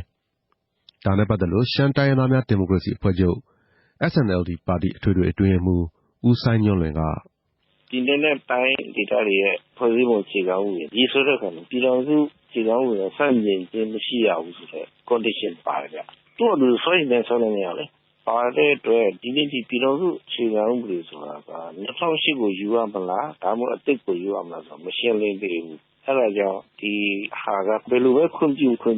လက်တွေ့မှာဘာမှလုပ်လို့မရသေးဘူး။ရခိုင်မျိုးသားပါတီဥက္ကဋ္ဌဒေါက်တာအေးမောင်ကလည်းတိုင်းဒေသကြီးပြည်နယ်များရဲ့ဖွဲ့စည်းပုံအခြေခံဥပဒေကိုရေးဆွဲခွင့်ပြုပြီးဆိုတဲ့မူဝါဒတစ်ခုအတည်ပြုလိုက်ပြီဆိုရင်2008ဖွဲ့စည်းပုံကြီးကိုကျော်လွန်ပြီးစဉ်းစားမယ်ဆိုရင်အခုရပိုင်ခွင့်ကိုစောပြီးယူလိုက်တယ်ဆိုတာမှန်ကန်တဲ့ချင်းကပ်မှုတစ်ခုလို့လည်းကျွန်တော်တို့သုံးသပ်လို့ရတာပေါ့2008အတိုင်းပဲဆိုရင်လို့ဖြင့်အခုပေးတဲ့ပြည်နယ်တိုင်းဒေသကြီးဖွဲ့စည်းပုံအခြေခံဥပဒေဆိုတာပေးကားပေးကြီးမရဘူးဗျာတော့ပို့ပြီးတော့မှချင်းကပ်သွားနိုင်တဲ့သဘောရှိပါတယ်တကယ်တော့ NCA ပြည့်စာချုပ်မှာလက်မှတ်မထိုးရင်21ရာစုပင်လုံညီလာခံဆွေးနွေးပွဲတွေတက်ခွင့်မရှိဘူးတက်ခွင့်ပြုမယ်ဆိုရင်တော့အထူးပိတ်ကြားထားတဲ့ဧည့်သည်အနေနဲ့ပဲတက်ရမယ်ဆိုတဲ့အကန့်အသတ်တွေကြောင့်အခုလာမယ့်ဆွေးနွေးပွဲတွေမှာလက်နက်ကိုင်တိုင်းရင်းသားအဖွဲ့တွေစုံစုံညီညီတက်ကြမှာလားဆိုတာဘယ်သူမှတိတိကျကျမပြောနိုင်သေးတဲ့အနေအထားမှာတွေ့ရပါတယ်နိုင်ငံတော်တိုင်ပင်ခံပုဂ္ဂိုလ်ဒေါ်အောင်ဆန်းစုကြည်အနေနဲ့အစိုးရထိပ်ပိုင်းခေါင်းဆောင်အဖြစ်တာဝန်မရခင်မှာတိုင်းရင်းသားအဖွဲ့တွေအနေနဲ့ NCA စာချုပ်ကိုအစောတလျင်လက်မှတ်မထိုးကြဖို့တိုက်တွန်းခဲ့ပြီးအစိုးရထိပ်ပိုင်းတာဝန်ရလာတဲ့အခါမှာတော့ NCA စာချုပ်ကိုရဲရဲဝံ့ဝံ့လက်မှတ်ထိုးကြပါလို့တိုက်တွန်းတာကလည်းတိုင်းရင်းသားတွေအတွက်အကျွမ်းမဲ့ယုံကြည်လက်ခံဖို့ခက်လာတယ်လို့ဝေဖန်ထောက်ပြသူတွေရှိပါတယ်။ဒါပေမဲ့မွန်ပြည်သစ်ပါတီနဲ့ကရင်နီ KNPP အဖွဲ့တို့လို UNFC ညီညွတ်သောတိုင်းရင်းသားလူမျိုးများဖက်ဒရယ်ကောင်စီအဖွဲ့ဝင်တွေကဒေါ်အောင်ဆန်းစုကြည်တိုက်တွန်းနေတဲ့အတိုင်း NCA စာချုပ်ကိုလက်မှတ်ထိုးပြီးဆွေးနွေးပွဲတွေတက်မယ်လို့သေချာသလောက်နီးပါးပြီးခဲ့တဲ့ရက်ပိုင်းတွေမှာပြောဆိုခဲ့ကြပါတယ်။ဒီလိုပြောထားပေမဲ့လည်းသူတို့အဖွဲ့တွေတောင်းဆိုထားတဲ့အချက်၈ချက်ကိုစစ်တပ်ဘက်ကသဘောမတူနိုင်သေးတဲ့အတွက်မေလ24ရက်နေ့မှာပြုလုပ်မယ့်စီဝေးအမီလက်မှတ်ထိုးဖို့အချိန်မမီတော့သလိုဆွေးနွေးပွဲတက်ဖို့အခက်အခဲတွေရှိနေသေးတာတွေ့ရတယ်လို့လေ့လာသူတွေကပြောကြပါတယ်။ UNFC ကအဆိုပြုထားတဲ့အချက်၈ချက်ကိုပြန်ဖော်ပြရရင်1တနိုင်ငံလုံးအပြစ်ခတ်ရစဲကြောင်းအားလုံးကကြေညာဖို့2ဖက်ဒရယ်ပြည်ထောင်စုကို21ရာစုပင်လုံသဘောတူညီချက်နဲ့အညီတည်ဆောက်ဖို့3နှစ်ဖက်လိုက်နာရမယ့်အပြစ်ရရေးဆိုင်ရာစီကံတပ်ပိုင်းဆိုင်ရာကျင့်ဝတ်နဲ့စောင့်ကြည့်ရေးလမ်းညွှန်တို့ကိုကြိုတင်သဘောတူညီချက်ရယူဖို့4ပါဝင်တဲ့သူတွေပါဝင်တဲ့အပြစ်ရပူးရဲစောင့်ကြည့်ရေးကော်မတီအပြင်နိုင်ငံတကာအစိုးရကိုယ်စားလှယ်တွေပါတဲ့ကြီးကြပ်စောင့်ကြည့်ရေးအဖွဲ့ဖွဲ့စည်းသွားဖို့5နိုင်ငံရေးဆွေးနွေးပွဲတွေကိုသုံးပွင့်ဆိုင်အခြေခံပေါ်ကနေပါဝင်တဲ့ပါဝင်ထိုက်သူတွေပါဝင်စေဖို့6 21ပင်လုံကနေထွက်ပေါ်လာတဲ့ဆုံးဖြတ်ချက်တွေအပေါ်အခြေခံပြီးဖွဲ့စည်းပုံအခြေခံဥပဒေအပါအဝင်ဥပဒေတွေရေးဆွဲပြဋ္ဌာန်းဖို့9အပြစ်ရဒေသမှာဒေသလူထုအပေါ်တက်ရောက်မှုကြီးတဲ့စီမံကိန်းကြီးတွေဆောင်ရွက်မယ်ဆိုရင်ဒေသခံလူထုနဲ့တိုင်းရင်းသားလက်နက်ကိုင်တွေကိုပါဆွေးနွေးသဘောတူဖို့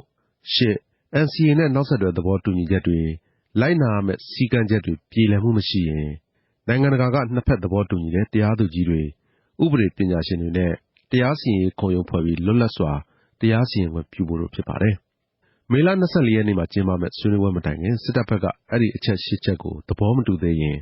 လက်တလုံးမှာ NCA စာချုပ်ကိုလက်မှတ်ထိုးထားပြီးနောက်ပိုင်းမှာဆက်ဆွေးနွေးဖို့ငြိမ်းချမ်းရေးကော်မရှင်ဥက္ကဋ္ဌဒေါက်တာတင်မျိုးဝင်းကတိုင်းရင်းသားအဖွဲ့တွေကိုနားချတယ်လို့သိရပါတယ်။ဒီလိုပြောဆိုထားသလားဆိုတာဒေါက်တာတင်မျိုးဝင်းကိုဆက်သွယ်မေးမြန်းအတည်ပြုဖို့ကြိုးစားပေမဲ့အဆင်မပြေခဲ့ပါဘူး။ဒါကြောင့်လူစုံဖို့မသေးကြသေးတဲ့ဒုတိယအကြော့ဆွေးနွေးပွဲမတိုင်ခင်မှာတိုင်းရင်းသားတွေသဘောကျနိုင်လောက်တဲ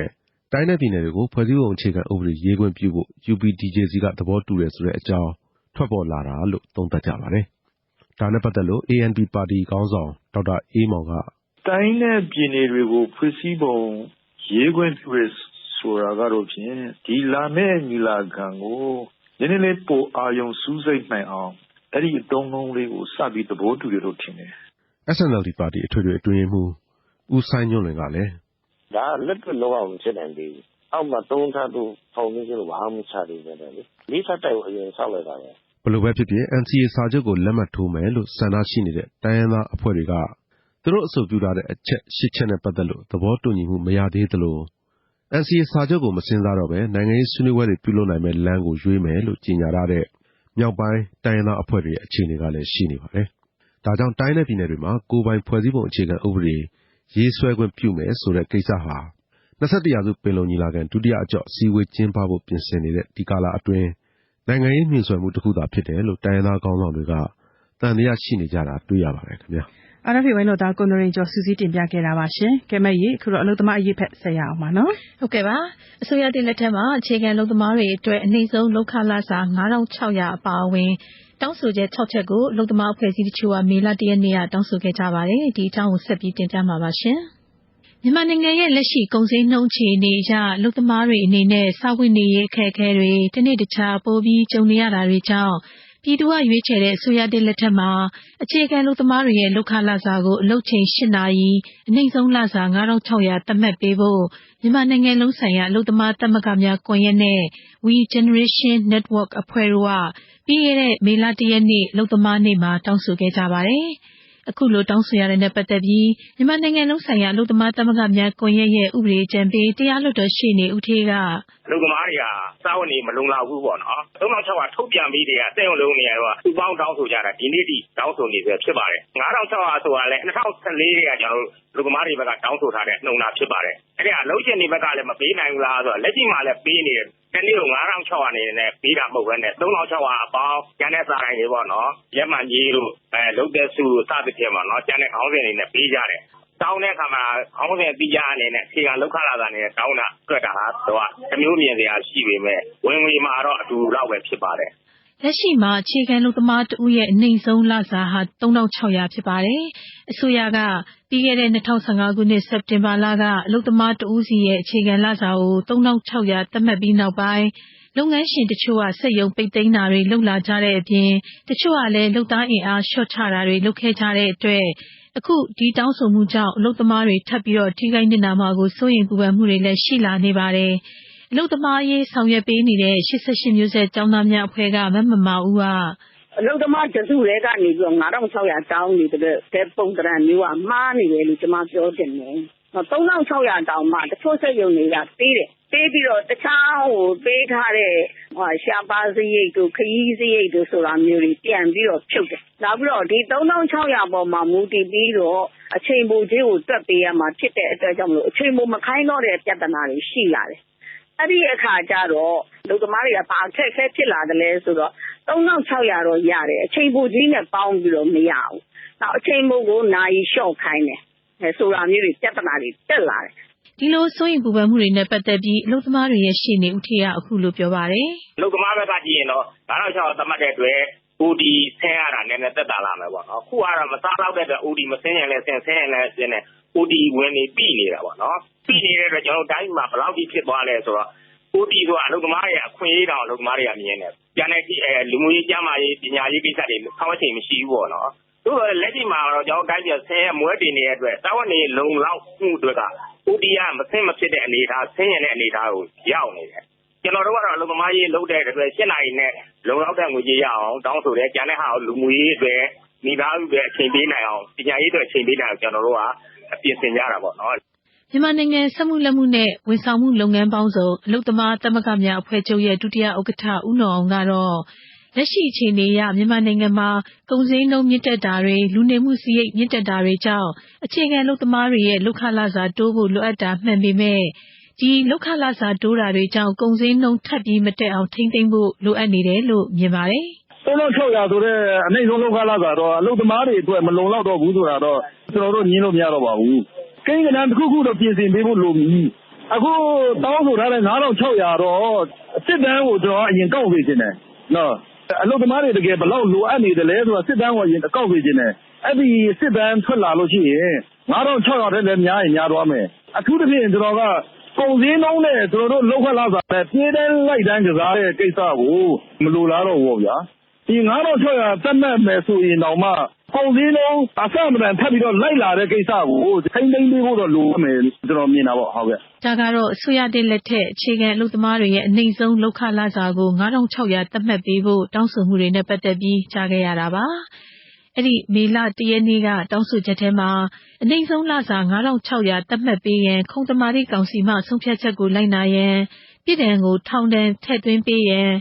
လူမှုဖူလုံရေးအိမ်ယာစီမံကိန်းဖော်ဆောင်ပေးရန်စတဲ့အချက်တွေကိုလည်းအဲ့ဒီအလုပ်သမားအဖွဲ့တွေကတောင်းဆိုခဲ့ကြောင်းသိရပါတယ်ရှင်။ လွတ်လပ်တဲ့အာရှအသံ RFA ကဆက်လက်တန်လှူနေပါတယ်။ကဲမသိရင်အခုတော့မြန်မာနိုင်ငံရဲ့ကလေးသေဆုံးမှုနှုန်းနဲ့ပတ်သက်တဲ့တင်ပြချက်ကိုဆက်ရအောင်နော်။ဟုတ်ကဲ့ပါရှင်မြန်မာနိုင်ငံမှာကလေးမိဖွားစဉ်သေဆုံးမှုနှုန်းဟာအရှေ့တောင်အာရှမှာဒုတိယအမြင့်ဆုံးဖြစ်ပြီးတော့အဲ့ဒီအထက်က10%ဟာတရားမဝင်ကိုယ်ဝန်ဖျက်ချရင်းနဲ့သေဆုံးရသူတွေဖြစ်ပါတယ်။ဒီအကြောင်းကိုတော့ RFA ဝိုင်းတော်သူဒေါ်ခတ်မှာဆက်ပြီးတော့ပြောပြမှာပါရှင်။သောတာရှင်များရှင်မြန်မာနိုင်ငံအတွင်းတရားမဝင်ကိုယ်ဝန်ဖျက်ချမှုနဲ့မွေးစာကလေးစွန့်ပစ်မှုတွေတနေ့တခြားပုံမများပြားလာတဲ့အတွက်AFP လိုနိုင်ငံတကာသတင်းမီဒီယာကြီးတွေကတောင်သတင်းဆောင်မအဖြစ်ဖော်ထုတ်ရေးသားလာပါတယ်။မြန်မာနိုင်ငံမှာကိုယ်ဝန်ဖျက်ချတာဟာရာဇဝတ်မှုမြောက်တဲ့အတွက်ရည်ရွယ်မထားဘဲကိုယ်ဝန်ရလာတဲ့အခါမျိုးသမီးတွေဟာတရားမဝင်ရောင်းချနေတဲ့ကိုယ်ဝန်ဖျက်ဆေးတွေကိုတောက်တာမျိုးစနစ်တကျတင်ကြားတက်မြောက်ထားတာမဟုတ်တဲ့ရက်ွက်ကြိုရက်ွက်ကြားကအရက်လက်တွေနဲ့ဖျက်ဆီးပစ်တာမျိုးနဲ့သူတို့ရဲ့ပြဿနာကိုဖြေရှင်းဖို့ကြိုးစားနေကြပါတယ်။အဲ့လိုကြိုးစားရကနေမရှုနိုင်မကယ်နိုင်တွေဖြစ်လာမှဆေးရုံရောက်လာတဲ့အတွက်မလိုလားအပ်ပဲအသက်ဆုံးရှုံးရတာတွေလည်းဖြစ်လာပါတော့တယ်။အဲ့လိုဝမ်းနည်းဖွယ်ကိစ္စမျိုးတွေကိုဖြေရှင်းဖို့ကြိုးစားရမှာဖြစ်လာမှဆေးကုပေးတာမလိုချင်ပဲရလာတဲ့အတွက်စွန့်ပစ်သွားတဲ့ကလေးတွေကိုကျွေးမွေးပြုစုပေးတာထက်ကိုယ်ဝန်မရအောင်ကာကွယ်တာကပိုလက်တွေ့ကျတယ်လို့အသက်အန္တရာယ်ဆုံးရှုံးရမှုတွေနဲ့မိဘမဲ့ဖြစ်သွားတဲ့ကလေးတွေအတွက်ပြုစုစောင့်ရှောက်မှုကုန်ကျစရိတ်တွေကိုလျှော့ချနိုင်မှာဖြစ်ပါတယ်။ဆင်းရဲမွဲတေမှုနဲ့ပညာသင်ကြားခွင့်နည်းပါးတဲ့အတွက်ဗဟုသုတမပြည့်စုံတာတွေကြောင့်မိရင်းသေဆုံးမှုနှုန်းဟာမြို့ရမှာထက်ကျေးလက်မှာ2ဆပိုများပါတယ်။ကုလသမဂ္ဂလူဦးရေရန်ပုံငွေအဖွဲ့ကကျေးလက်နေအမျိုးသမီးတွေအတွက်ကိုယ်ဝန်ဆောင်စဉ်ကျန်းမာရေးနဲ့မိသားစုစီမံကိန်းရေးဆွဲရေးကိစ္စတွေအတွက်ပြီးခဲ့တဲ့2နှစ်အတွင်းအမေရိကန်ဒေါ်လာ10 သန်းသုံးစွဲခဲ့ပါတယ်။ဒါပေမဲ့မြန်မာမိသားစုအများစုကြားမှာအခုချိန်ထိနေရာယူဆဲဖြစ်တဲ့သားသမီးတွေအထူးသဖြင့်မိန်းကလေးတွေကိုလိင်မှုဆိုင်ရာကိစ္စတွေမပြောဆိုသင့်ဘူးဆိုတဲ့အတွေးအမြင်နဲ့ဓလေ့ထုံးတမ်းတွေကြောင့်အဲ့ဒီကိစ္စဆောင်ရွက်ဖို့အခက်တွေ့နေရဆဲဖြစ်တယ်လို့လည်းသိရပါတယ်။အဲ့လိုတွေးခေါ်နေကြတဲ့မိဘတွေအတွက်စကဝါဖွံ့ဖြိုးရေးအတိုင်ပင်ခံလုပ်ငန်းရဲ့တင်နန်းပို့ချသူတူဖြစ်တဲ့မတ်အေဂရီဘိုကအခုလိုပြောပြချင်ပါတယ်တဲ့အစိုးရအထက်တန်းကျောင်းမှာကျမတို့က sex education ပေးမယ်ဆိုလို့ရှိရင်မိဘတော်တော်များဟာဒါကိစ္စဘာဖြစ်လို့ပြရမှာလဲတော့ကျောင်းကိုပို့ရဲဆိုတာဒါ sex education ပေးဖို့ပို့တာမှမဟုတ်တာဘာညာဆိုပြီးတော့ပြောကြတယ်အဲ့တော့ okay ဟုတ်ပြီဒီကိစ္စကလည်းနည်းနည်းထပ်ပြီးဆွေးနွေးမယ်ကျမတို့ sex education မပေးဘူးအမေကသမီးကိုမပြောပြဘူးအဖေကသားကိုနီးမှန်လမ်းမှန်နဲ့ပြောပြထားဘူးမတုံ့တင်ထားဘူးဆိုရင်ကျမတို့ရဲ့သားသမီးရဲ့ဒီကိစ္စတွေမသိတော့ဘူးဆိုတာသိထားလားကျမတို့မပြောရလေတခြားနေရာကနေပြီးပါလေဆိုခစ်တာအရန်ကိုပြောင်းလဲသွားပြီးအရန်ကိုမြန်နေပြီဤပညာအကူအညီနဲ့အတူတရှိန်ထိုးပြောင်းလဲနေတဲ့ခေတ်ကြီးထဲမှာမိဘတွေရဲ့သားသမီးအပေါ်ထိန်းချုပ်သွင်းသင်မှုကိုပါပြောင်းမှဖြစ်တော်မယ်လို့လည်းမတ်အေဂရီဘူကအကြံပေးပါတယ်ကျမတို့ကအပြောင်းလဲကိုလက်မခံနိုင်တဲ့ဒီလူအဖွဲ့အစည်းတစ်ခုလုံးအရှိရအောင်ဘယ်လိုမှတွန်းလို့မရဘူးအဲ့တော့အပြောင်းလဲရှိနေပြီဆိုရင်အဲ့ဒီအပြောင်းလဲကိုလက်ခံမှာအဲ့ဒီအပြောင်းလဲမှာအန်ဒီရယ်မဖြစ်အောင်အဲ့ဒီအပြောင်းလဲကိုကျမတို့ကတာယောမီထွေဝင်ပါပြီးတော့မှပိုပြီးကောင်းတဲ့ပုံစံပုံစံနဲ့လူအဖွဲ့အစည်းတွေကိုဘယ်လိုဖန်တီးမလဲဆိုတဲ့ဟာကိုစဉ်းစားဖို့အရင်အရေးကြီးလာပြီအဲ့ဒါကြောင့်မို့လို့ change မှာပါဝင်ဖို့ကိုမပြောလဲသိမဲ့အတူတူကိုကပြောထားရင်မကောင်းဘူးလားမိဘနဲ့သားသမီးကိုပြောတဲ့အခါကျရင်မိဘနဲ့သားသမီးရဲ့အကြားမှာဆက်ဆံရေးပိုကောင်းလာမယ်သားသမီးကပို့ပြီးတော့မိဘကိုပုံမှန်နဲ့ပြောရဲလို့ရဲလာမယ်လောက်ကရဲလာမယ်အဲ့တော့အမှားနည်းတဲ့ခက်နေအောင်ကျမတို့ကထိန်းချုပ်လို့ရတယ်မှားသွားခဲ့ပြီဆိုလို့ရှိရင်မိဘနဲ့သားသမီးရဲ့အကြားမှာနားလည်မှုရှိတဲ့အတွက်စိုးစိုးတွေကိုနည်းနိုင်တယ်များနည်းအောင်လုပ်လို့ရတယ်တကယ်တော့ခန္ဓာကိုယ်ချင်းနီးစပ်ပြီးမျိုးဆက်ပွားကြတာဟာအကြောင်းမျိုးမျိုးကြောင့်ပညာသင်ခွင့်မရရှာသူလူလူရန်စားအမျိုးမျိုးကြားမှာလည်းရှိနေတာဖြစ်ပါတယ်အဲ့လိုအခြေခံလူတန်းစားတွေဟာအစတည်းကမှပညာသင်ခွင့်မရတဲ့အတွက်ဗဟုသုတနည်းပါးရတယ်လို့စာအုပ်စာပေဖတ်ခွင့်လို့ကိုယ့်အန်ဒီရဲ့အတွက်ဆောင်ရန်ရှောင်ရန်တွေကိုလေ့လာဖို့အခွင့်အရေးကလည်းကျောင်းပတ်ဝန်းကျင်မှာရှိနေသူတွေထက်ပိုနည်းပါပါတယ်ဗဟုသုတနည်းပါးတဲ့အခါချင့်ချိန်နိုင်စွမ်းနည်းပါးသွားပြီးတော့အန်ဒီရဲ့ပိုများလာတာဟာလည်းသဘာဝဖြစ်ပါတယ်ဒါကြောင့်မျိုးဆက်ပွားကျန်းမာရေးလိင်ပညာပေးဆိုတာအဲ့လိုလူတွေစီထိရောက်ဖို့အရေးကြီးတယ်လို့ဆယ်ကျော်သက်အမျိုးသမီးငယ်လေးတွေအရေးဆောင်ရွက်ပေးနေတဲ့ Colorful Girls အဖွဲ့ကညှိနှိုင်းရေးမှူးနန္ဒစင်မင်းကပြောပါတယ်မျိုးဆက်ပွားကျန်းမာရေးနဲ့ပတ်သက်တဲ့ကိစ္စတွေကိုကျမတို့ဒီပို့ပြီးတော့အခြေခံလူတန်းစားအထိမြန်မြန်ဆဆပေးတင်တယ်မိန်းကလေးတွေရဲ့ကြိုးပေါ်ဝင်လာတဲ့အရွယ်မှာဒီခန္ဓာကိုယ်ဖြစ်စဉ်မှာပြောင်းလဲလာစစ်ပဲဆန္ဒဒီပြောင်းလဲလာမှုတွေနဲ့ပတ်သက်ပြီးသူတို့သိထားတဲ့အဲ့ဒါနေပြီးတော့သူတို့ကိုသူတို့သိလာသူတို့ဘာလို့ချင်လဲဒါမှမကြိုက်ဘူးလဲဆိုတဲ့နေရာမှာသူတို့ကြော်ရဲဆိုရဲတတိရှိလာတယ်ပေါ့နော်။နောက်တစ်ခုကကျမတို့ကဒီသူတို့ရဲ့လုံခြုံရေးပိုင်းဆိုင်ရာမှာဆိုလို့ရှိရင်ဘယ်အရာကသူတို့ခွဲခြားဆက်ဆံမှုတွေဖြစ်နေတယ်ဘယ်အရာသူတို့အကြမ်းဖက်မှုတွေဖြစ်နေတယ်ဘယ်သူတွေကသူတို့ကိုချင်းချောက်တယ်လဲပေါ့နော်။ဥပမာဆိုလို့ရှိရင်ဒီစစ်ပိုင်းဆိုင်ရာမလုံခြုံမှုရောခန္ဓာကိုယ်ပိုင်းဆိုင်ရာမှာ သူတို့ကိုတရားရောက်တာသူတို့ပုံမှာနောက်ရှက်နေတာပေါ့နော်ဒီဘသူက harass လုပ်နေတယ်လဲဆိုရင်အဲ့ရမှာသူတို့ဒါတွေသိရဆိုလို့ရှိရင်ဘယ်လို response တန်လို့မလဲဘယ်ကိုတိုင်လို့ရတယ်လဲဘယ်သူပြောလို့ရတယ်လဲဆိုရဲဒီ information sharing ကိုသူတို့ကျွန်တော်တို့ပေးထားရပေါ့နော်အခုလိုမလိုချင်မဲကိုယ်ဝန်ရလာတာမျိုးကိုရှော့ချဖို့ရမှာမိသားစုဝင်တွေရဲ့အတွေးအခေါ်နဲ့တာသမီအပေါ်ထိန်းချောင်းပုံတွေကိုပြောင်းလဲပစ်ဖို့ကအစလို့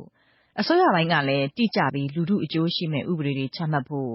ချမှတ်တဲ့ဥပဒေတွေအသက်ဝင်ဖို့ကလည်းအရေးကြီးပါတယ်။မြန်မာနိုင်ငံမှာကိုယ်ဝန်ဖျက်ချမှုကိုဥပဒေကခွင့်မပြုတဲ့ရာဇသတ်ကြီးပုံမှန်အဖြစ်ပြဋ္ဌာန်းထားပါတယ်။အဲ့ဒီအတွက်မလိုချင်မဲကိုယ်ဝန်ရလာတဲ့အခါမှာတရားမဝင်လျှို့ဝှက်ဖျက်ဆီးပစ်ကြတာတွေကြောင့်အသက်အန္တရာယ်ထိခိုက်ဖို့အခွင့်အလမ်းပိုများနေတယ်လို့အမျိုးသမီးအရေးဆောင်ရွက်နေသူတွေကထောက်ပြကြတယ်လို့ဖြစ်ပေါ်နေတဲ့အနေအထားတွေနဲ့အညီအဲ့ဒီဥပဒေကိုပြုပြင်ပေးဖို့လည်းတောင်းဆိုနေကြပါတယ်။အဲ့ဒါနဲ့ပတ်သက်ပြီးအမျိုးသားလွှတ်တော်ဥပဒေကြမ်းကော်မတီဝင်ဒေါ်အုံးကြည်ကသူ့အမြင်ကိုအခုလိုပြောပါတယ်။အလီတို့နိုင်ငံရဲ့လိုအပ်ချက်ရတော့တဖြည်းဖြည်းရတော့လေပြောင်းလဲရမှာပေါ့နော်။ရာဇသတ်ကြီးဆိုတာအင်္ဂလိပ်အစိုးရလက်ထက်တည်းကလုပ်သွားတာ။ဥပဒေတစ်ခုကနော်ခေတ်စနစ်နဲ့မလျော်ညီဘူးဟုတ်လားအများအတွက်လေစိုးကျိုးတွေဖြစ်လာတဲ့ဆိုရင်တော့ဒါပြင်သိရင်ပြင်ရတာပဲလေပြင်ဖို့အခြေအနေတွေပေါ်လာရင်ပြင်ရမှာပဲလေဒီတဲ့ကောင်းတဲ့ဟာလက်တွေ့ကြတဲ့ဟာတွေကိုလေလုပ်ပေးရမှာလေလက်တွေ့မှာလေလူတို့ကလည်းတကယ်လိုက်နိုင်မယ်တကယ်လေးလုပ်နိုင်မယ့်ဟာတွေလေအဲ့ဒါမျိုးတွေလုပ်ရမှာပေါ့တကယ်တော့ဖြစ်လာမှဖုံးဖိရဆေးကွေရတာထက်ပိုအကျိုးများတာကမဖြစ်အောင်ကာကွယ်ဖို့ပဲဖြစ်ပါတယ်မိဘတွေဟာမိသားစုတွင်းမှာသားသမီးတွေနဲ့အိမ်အောင်စုကိုဦးဆောင်ရတယ်လို့နိုင်ငံကိုဦးဆောင်နေရတဲ့အစိုးရဆိုတာကလည်းပြည်သူလူထုအတွက်မိဘဖြစ်ပါတယ်ကိုယ်သားသမီးမဖြစ်တင်တာကိုမဖြစ်ရအောင်ကြိုတင်ပြောဆိုသွန်သင်ထားဖို့နဲ့ဖြစ်လာနိုင်တဲ့အန္တရာယ်တွေကိုကာကွယ်ပေးထားဖို့ဟာမိဘတိုင်းရဲ့တာဝန်ဖြစ်ပါတယ်မိဘနေရာမှာနေသူတွေဟာမိဘကောင်းပိသားစွာနဲ့အတွေးအခေါ်အဟောင်းဥပဒေအဟောင်းတွေကိုစမ်းပြရွေ့လျားလာတဲ့ခေတ်နဲ့အညီလိုက်ပြောင်းနိုင်မှသာကိုယ့်ရင်ငွေကိုခိုလုံနေတဲ့သားသမီးတွေလည်းဘေးရန်တွေနည်းပါးမှာဖြစ်ပါတယ်ရှင်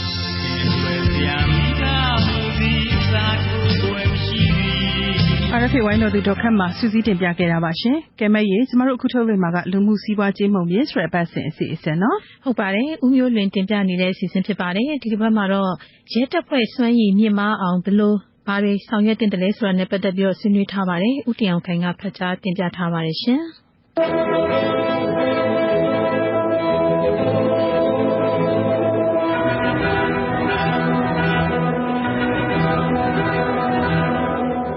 ပြီးခဲ့တဲ့မေလ23နဲ့14ရက်နေ့တွေကရန်ကုန်တိုင်းရဲတပ်ဖွဲ့မှူးရုံးအစည်းအဝေးခန်းမ2မှာ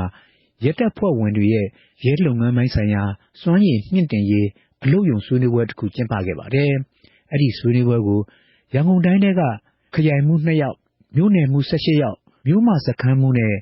နယ်မြေရဲစခန်းမှူး39ယောက်စုစုပေါင်း59ယောက်ပါဝင်ဆွေးနွေးကြပြီး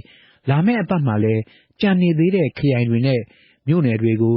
အခုလိုဆွေးနွေးပွဲတွေဆက်ပြီးဆောင်ရွက်သွားမှာဖြစ်တယ်လို့သိရပါတယ်။မလုပ်တာအတော်ကြာခဲ့ပြီးဒါမျိုးပုံမှန်လုပ်ကင်သွားဖို့သင့်တယ်လို့ဆိုပါတယ်။ဆွေးနွေးပွဲမှာရန်ကုန်တိုင်းကလုံခြုံရေးပိုင်းဆိုင်ရာဆောင်ရွက်မှုအပိုင်းတွေအပါအဝင်ရဲလုပ်ငန်းပိုင်းဆိုင်ရာစွမ်းရည်မြင့်တင်လာပြီးကျွမ်းကျင်မှုရှိလာဖို့ရည်ရွယ်ဆွေးနွေးခဲ့ကြတယ်လို့လည်းသိရပါတယ်။အားလုံးသိကြပြီးတဲ့အတိုင်းလက်ရှိမြန်မာနိုင်ငံရဲ့ရဲတပ်ဖွဲ့စွမ်းရည်အားနည်းနေတယ်ဆိုပြီးဝေဖန်နေကြပါတယ်။ပုကင်းတွေကိုကြိုတင်ကာကွယ်တားဆီးတာမျိုးထိထိရောက်ရောက်မလုပ်နိုင်တာဖြစ်ပွားပြီးခဲ့တဲ့မှုခင်းတွေကိုလည်းအမှုမှန်မဖော်ထုတ်နိုင်တာတချို့အမှုမှန်ဖော်ထုတ်နိုင်ပေမဲ့တရားခံတွေကိုဖမ်းဆီးနိုင်ခြင်းမရှိတာစတဲ့ပြဿနာတွေအများကြီးရင်ဆိုင်နေရပါတယ်။ဒီပြဿနာတွေအတွက်သက်ဆိုင်ရာရဲတပ်ဖွဲ့အငြိမ်းစားအရာရှိကြီးတွေ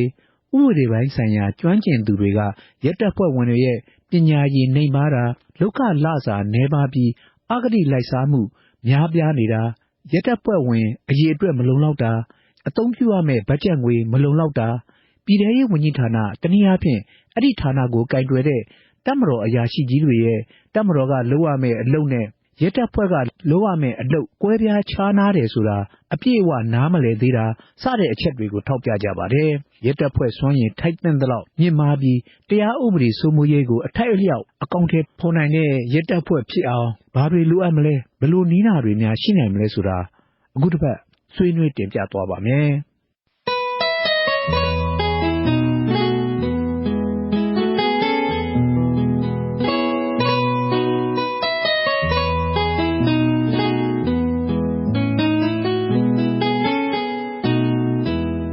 ရဲတပ်ဖွဲ့နဲ့ပတ်သက်ရင် ထိပ်ပိုင်းတာဝန်ရှိသူတွေဟာတပ်မတော်ဘက်ကနေရဲတပ်ဖွဲ့ကိုကူးပြောင်းရောက်ရှိတာဝန်ထမ်းဆောင်ကြသူအများစုဖြစ်ပါတယ်။တပ်မတော်ဘက်မှာတိုက်ရိုက်ခိုက်ရိုက်ကောင်းသူတပ်မှုကောင်းတွေဖြစ်ခဲ့ပေမဲ့ရဲလုပ်ငန်းကိုမသိတာမကျွမ်းကျင်တာကများပါတယ်။ရဲတပ်ဖွဲ့ကိုထိပ်ပိုင်းကစီမံခန့်ခွဲသူတွေကိုယ်တိုင်ရဲလုပ်ငန်းမကျွမ်းကျင်မှတော့အောက်ခြေကရဲဝန်ထမ်းတွေလုပ်ငန်းကျွမ်းကျင်လာအောင်စီမံခန့်ခွဲရမှာအောင်မြင်မှုရဖို့ကအတော်ခက်ပါလိမ့်မယ်။အောက်ခြေရဲတပ်သားတွေနဲ့ပတ်သက်လို့အရင်တပ်မတော်အစိုးရလက်ထက်က10 တန်းအောင်ဖြစ်ရမယ်လို့သတ်မှတ်ထားပေမဲ့တပ်သားသစ်ဝင်ရောက်လိုသူမရှိသလောက်နေတာကြောင့်နောက်ပိုင်း9 တန်းအောင်10 တန်းအောင်စသဖြင့်အဆင့်ဆင့်လျှော့ချပေးခဲ့ရတယ်လို့သိရပါတယ်။ပညာအထိုက်အလျောက်တတ်သူတွေရဲတပ်ဖွဲ့ထဲဝင်ရောက်လာအောင်နီလန်းရှာကြံစီယုံဆွဲဆောင်ရမယ့်အစားဝင်မဲ့သူမရှိလို့ဝင်ခွင့်အရေးချင်းနှိမ့်ချလိုက်တဲ့အတွက်ပညာမတတ်သူတွေရဲတပ်ဖွဲ့ထဲဝင်ရောက်လာလို့ဒီကနေ့လိုစွမ်းဆောင်ရည်နှဲပါတဲ့တပ်ဖွဲ့ဖြစ်နေတာစမ်းတော့မဆန်းပါဘူး။ဒါပေမဲ့ဒါနဲ့ပတ်သက်လို့အငိမ့်စားရဲမှုချုပ်ဝင်းကောင်ကတော့ရဲတပ်ဖွဲ့ဝင်အမျိုးမျိုးရှိရာမှာနေကြားဆောင်တပ်ဖွဲ့တွေရဲ့ကင်းတဲ့ရဲတွေအကြမ်းဖက်နှိမ်နင်းရေးနဲ့အဆောက်အဦလုံခြုံရေးယူရတဲ့ရဲမျိုးတွေကလွဲရင်ကြံဥပဒေကိုကင်တွယ်လို့ရမယ့်ရဲတပ်ဖွဲ့ဝင်တွေကိုအရေးချင်းပြည့်မီသူတွေကိုပဲရွေးချယ်လေ့ကျင့်ပြိုးထောင်ပေးသင့်တယ်လို့ဆိုပါတယ်။သူဆိုလိုတာကတော့ရဲတပ်ဖွဲ့ဝင်မရှိလို့ဆိုပြီးအရေးချင်းနှိမ့်ချခေါ်ယူတာမျိုးမလုပ်သင့်ဘူးဆိုတဲ့သဘောပါ။နောက်ပြဿနာတစ်ခုကတော့ရဲတပ်ဖွဲ့ဝင်တွေလောက်ခလစာနေပါတာအဲ့ဒီကနေတဆင့်အဂတိလိုက်စားတဲ့အကျင့်ပြည့်ရဲတွေထွက်ပေါ်လာတာရဲတပ်ဖွဲ့ဝင်လုံလောက်မခန့်ထားနိုင်တာစတဲ့ပြဿနာတွေပဲဖြစ်ပါတယ်ဒီပြဿနာတွေကတော့တစ်ခုနဲ့တစ်ခုဆက်ဆက်နေပါတယ်ဒီပြဿနာအတွက်ရဲတပ်ဖွဲ့တစ်ခုတည်းကိုပဲကွက်ပြီးစဉ်းစားလို့တော့လက်တွေ့ကြမှာမဟုတ်ပါဘူးတိုင်းပြည်စည်းရင်းနေရင်ရဲတပ်ဖွဲ့ဝင်တွေအတွက်ဘတ်ဂျက်လုံလောက်မရှိရင်လစာများပေးနိုင်မှာမဟုတ်တယ်လို့ရဲတပ်ဖွဲ့ဝင်တွေလည်းလုံလောက်ခန့်နိုင်မှာမဟုတ်ပါဘူးဒီပြိုင်နက်တည်းရဲတပ်ဖွဲ့အသုံးစရိတ်လည်းများမသုံးနိုင်တဲ့အပြင်စားဖို့တောက်ဖို့မလုံလောက်လို့အဂတိလိုက်စားတဲ့ပြဿနာပေါ်ပေါက်လာမှလည်းမြေကြီးလက်ခတ်မလွယ်ပါဘူးဒီအတွက်တိုင်းပြည်စီးပွားရေးကောင်းအောင်ကြိုးစားဖို့လိုသလိုရဲတပ်ဖွဲ့တဲ့အရေးချင်းရှိသူတွေဝင်ရောက်လာအောင်လစာတိုးမြင့်တာအပါအဝင်နှီးမျိုးစုံနဲ့ကြိုးစားဖို့လိုပါတယ်ဒီနေရာမှာလစာနည်းနဲ့အရေးချင်းမရှိတဲ့ရဲတပ်ဖွဲ့ဝင်များခန့်မလားလစာထိုက်တဲ့လောက်တိုးပေးပြီးအရေးအတွက်အကန့်အသတ်နဲ့ခန့်မလားဆိုတာစဉ်းစားရမှာပါလက်ရှိမြန်မာနိုင်ငံရဲတပ်ဖွဲ့အနေနဲ့ကတော့ပြည်သူ600ကိုရဲတယောက်နှုန်းနဲ့ထိမ့်သိမ်းနေရတာဖြစ်ပြီးရန်ကုန်တိုင်းရဲတပ်ဖွဲ့အနေနဲ့ကတော့ပြည်သူ1200နဲ့1300ကြားကိုရဲတပ်ဖွဲ့ဝင်တယောက်နှုန်းနဲ့ထိမ့်သိမ်းနေရတာကြောင့်ရဲလုပ်ငန်းစဉ်အားနည်းမှုဖြစ်နေရတယ်လို့ရဲတပ်ဖွဲ့ဝင်နှဲပါတဲ့ပြဿနာကိုကင်တွယ်ဖို့တော့မလွယ်ကူတာတွေ့နိုင်ပါတယ်နောက်ဆုံးအရေးကြီးဆုံးကတော့ရဲတပ်ဖွဲ့တနည်းပြည်ထရေးကိုကင်တွယ်ရတဲ့တပ်မတော်အရာရှိကြီးများရဲ့ရဲတပ်ဖွဲ့ရဲ့လုပ်ငန်းဆောင်တာတွေကိုနားမလည်ခြင်းပါတပ်မတော်သားတယောက်ရဲ့ professional လုပ်ငန်းနဲ့ရဲတပ်ဖွဲ့ဝင်တယောက်ရဲ့ professional ဘာမှကိုတူတာမဟုတ်ပါဘူးဒီအတွက်ရဲတပ်ဖွဲ့ဝင်ထိပ်ပိုင်းနေရာတွေမှာတပ်မတော်အရာရှိတွေကိုဘာကြောင့်အမြဲတမ်းခန့်အပ်နေတယ်လဲဆိုတာမစဉ်းစားတတ်အောင်ပါပဲဒီလိုစဉ်းစားအကောင့်ထဲပေါ်နေရတဲ့တွေ့ရဲတပ်ဖွဲ့ရဲ့စွမ်းဆောင်ရည်နှိမ်ပါနေမှာဖြစ်ပြီးပြည်သူတွေအတွက်လိုအပ်တဲ့တရားဥပဒေစိုးမိုးရေးကိုကောင်းကောင်းအကောင့်ထဲပေါ်နိုင်မှာမဟုတ်ပါဘူးဒီအတွက်ရဲတပ်ဖွဲ့ဝင်တွေစွမ်းရည်မြင့်မားပြီးတကယ့်တရားဥပဒေစိုးမိုးရေးကိုအကောင့်ထဲပေါ်နိုင်တဲ့ပြည်သူတွေအားကိုးလေးစားချစ်ခင်ရတဲ့ရဲတပ်ဖွဲ့ဖြစ်ဖို့ဆိုရင်ပြည်ထရေးကိုကင်တွယ်တဲ့တပ်မတော်အရာရှိကြီးတွေရဲ့မှားယွင်းတဲ့စဉ်းစားတွေးခေါ်မှုကိုပြင်ရမယ့်အပြင်ပညာတတ်သူတွေရဲတပ်ဖွဲ့ဝင်တွေဖြစ်လာအောင်စီယုံဆွဲဆောင်ရပါမယ်ဒါပြင်ရဲတပ်ဖွဲ့ဝင်တွေရဲ့လောက်ခလစာထိုက်တဲ့လောက်ရရှိဖို့ရဲတပ်ဖွဲ့အသုံးစရိတ်တင့်တော်သလောက်တိုးနိုင်ဖို့ဘတ်ဂျက်ငွေများရအောင်လဲတိုင်းပြည်စီးပွားဖွံ့ဖြိုးတိုးတက်ရေးကိုဒီထက်ပိုပြီးကြိုးစားအကောင့်ထဲပေါ်ရမှာဖြစ်ပါကြောင်းတင်ပြလိုက်ရပါတယ်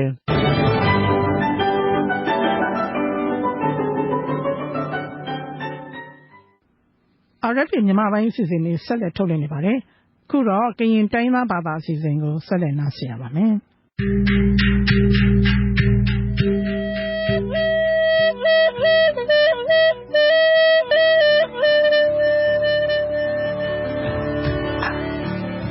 ဘောလောကေပွားဒုက္ခနာတာဖိုးကိုဟာအိုဆူကလစ်စီဝဲကိုဟာတယ်လို့တမီယာ RFA ဥဒဂလူဒူတာဆောတာရတာကလေဒေါ်တကိုယမီဝဲကညောတာကဆောလစီဝလောအခုဒုက္ခနာပါရကေ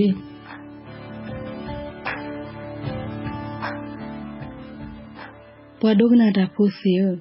လော်ဒဂော်ဤတာကစောခေါ်တီတဖလမီဝဲ UNSCR ဟခုဘမှုစဖို့ကရလအမတာလဘကဘခဲတဖာကိုကွဲမွေးဘွာတဲ့ကိုဖလမဲလာဦးတဲ့ဝရဖာဒီစကတဲ့စကဘခါရနောကစားတတဝကီဒါကီတာရတက်လေကိုလောဒီဘွာတဲ့ကိုဖိုးတဖာတဲဝဲဆိုနေ UNSCR ကွဲမွေးဘွာတဲ့ကိုဖလပါဖလာထောအတတဆဆလကကီဒါကီလကောဘီယဘူတဖာလာဝတဲ့တဖာကလေဟဘဆုနောကစားတတဝကီဒါကီလောကဆာ FRC ဝဲဒဒီစတကတဲ့စကဒေါ်ရက်လေတာလဘဘကဘခဲပူတဖာကိုလောဒီနေ့ဆိုတဲ့ကိုဖိုလတက်ကွယ်မငေါ်လက်တက်ကစမီတမောတဖာကိုတနနနေတမေပေါ်လဲအဲ့တော့ကေဒါကီဒီပါဘာသာဝစစ်ဒိုနေပါလီကွယ်မဟိုအဝစစ်လဝဒါလောလဲလီကွယ်မပူနေကွယ်လဝဲလပွာလမီယိုဒဂါဤပခေကညာဘာလခဲအိုဘဖဲဒဲဝပူတလောလပကွယ်ဖလာထောဤလက်ခဲဒိုတမီတမောအစာကိုလောဝိသဆွေဟဆိုဘာတော့နေ UN အဒုဖို့ထဖို့အတက်ကွယ်လမီတပေးနေတကေပွာဒဲဝဖိုဒီဝဲအမလတဲဒိုကေဒါကီဒီပါမေလပီယဆုကလောစစ်ဖာနေအိုဒီဝဲအာမဒေါ်ဘာတီပိုကောဖို့တဖာတူဘဝဲလတောက်စာတကတကလတီလဆဲလဝစစ်ကကီကဒါကီအောဒီဘာနေလော FRC ဝဲဒဤပတ်တဒိုထော်လဘကဘခဲတဲ့ဝခွီဖလအပူမိဒီတိုကတဲ့စကိုဝဲတပ်ပူဖလေတော့တမဆလပွာလအဲဒိုကီဒါကီတဖာအောလောဒီတကရဂရလအမဆဘဘကဘခဲ TBBC အတပါဖလာတော့ပွာတဲ့ဝဖိုဒီဝဲလတဲ့ဝပူအနိခွီကလာဘလဲလတဲ့ဝခွီဖလအပူလော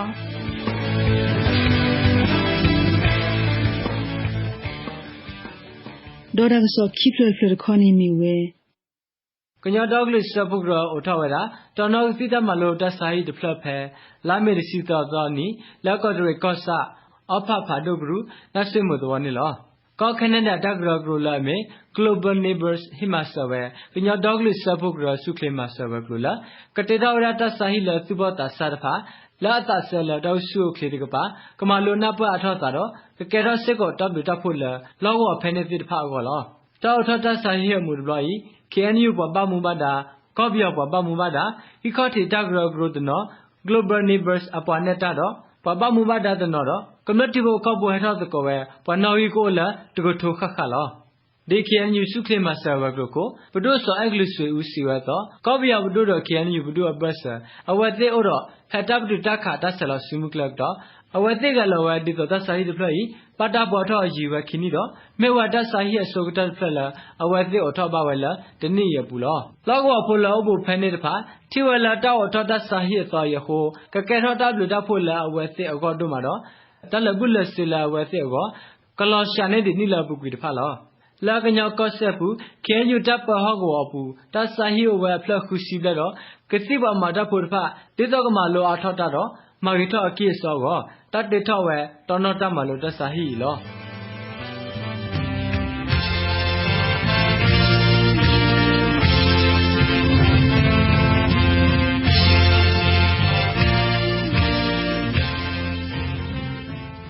ပဒိုနာတာခိုတေလတနူဤပကတဲ့ဘတ်ဘခါတော့ကညချိုဖိုလကောစတဖာအတဘဖိုထောစာဒေါ်ကီလိုဟီတာတိုလောကောဘူဘချိုဖိုတဖာအောဖဲတော့ကိုခါချိုပလာတာဂက်တာကလိုတဖာလောတာဂက်လာလောက်ပွဲတခေါနေဆလောဒုကပါဖလာနေပွာလောအခုဒိုနာဘာဝတကီ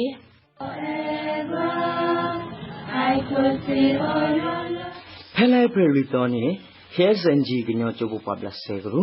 တခုရုမဲဝဲတော့မာဝဲတကုခတာမလို့တာရတာကဲခါလေတာလောခိတော်ဒီမေနုကေဂရုမေဖာလေတော်ပူတော့တနိချာကောစာထုကောကိုတော်ပူနေနော်ဒေါ်လတာရတာကလေဘလဝဲနေ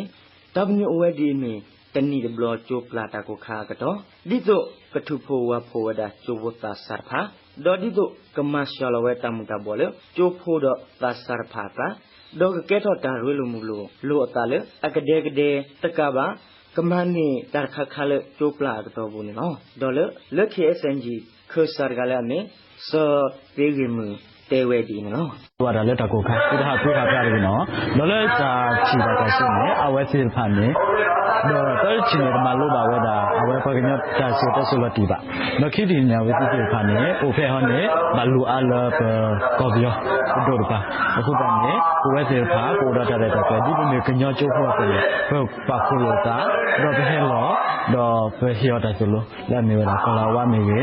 ဂျိုမေဝဲတော့ပကညတာစီတဆနော်လီမိုကတက်တယ်နေကွန်ပါခိုမာကိုရာတော့စီဖာနေမှာလို့ဝဲတာတော့ကရတဲ့ဟောတာကလို့ကွဲလာမြာဂင်းတွေ social activity တွေဘာနဲ့ general knowledge တော့တဲ့ဖန်လောက်ကလည်းကဲတာတက်ကူ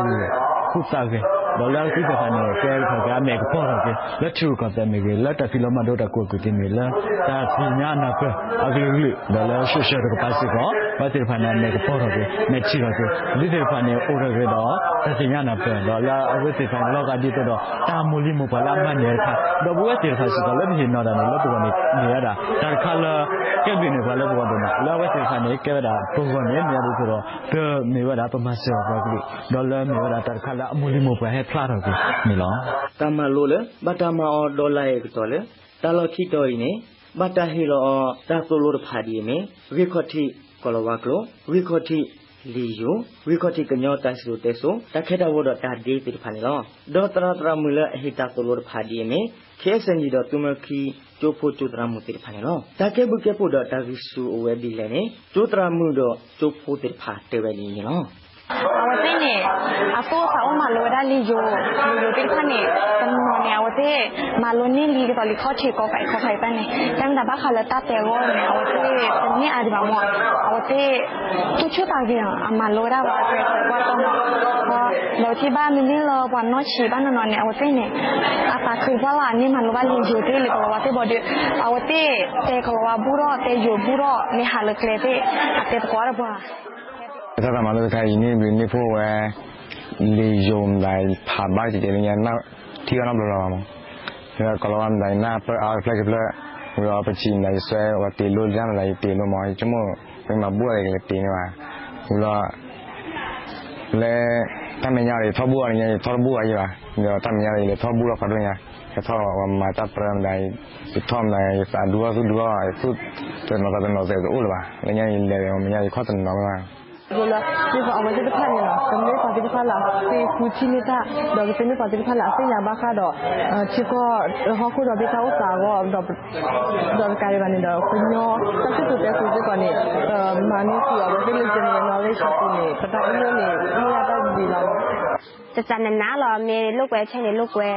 lo malay cini malay lo. Anu terakhir nak ke awak tu cari kalau lama. Le telo na ne chiki cha lo ata awate ne ta ge do ma am ko ne le te he tho le be he tho ne ni ba ta ma lo a khe to pu nya a twai jong na ge chi ba khe lo lo mo le to ko chi ba to ko da ga te awate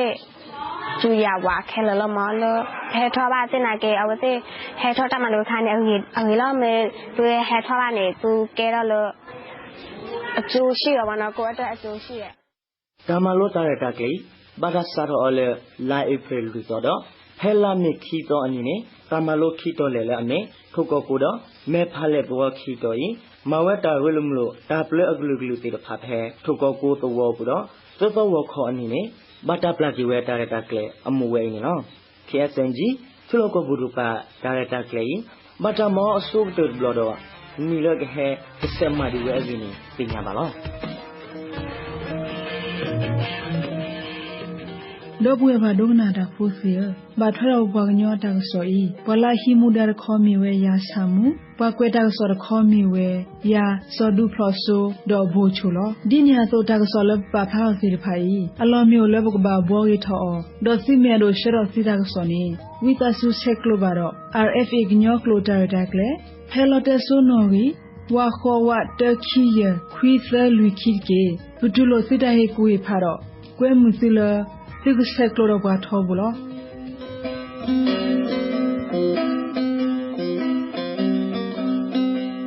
ပပကညောတက်ဆော်လတော့ဤကမေဝဒါပွဲလောပစောဆောဘာပွားဒုကနာတာဖိုကိုရတယ်လေအိုခိုဒုကနာဘာပပကညောတက်ဆော်ဖိုင်ရခူလော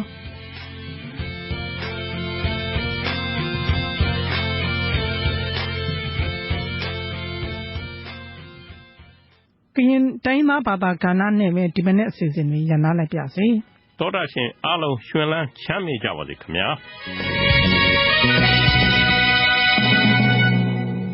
You have been listening to Radio Free Asia.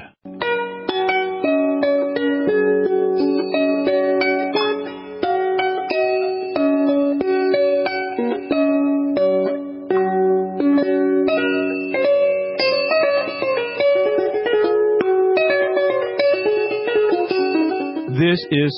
Radio Free Asia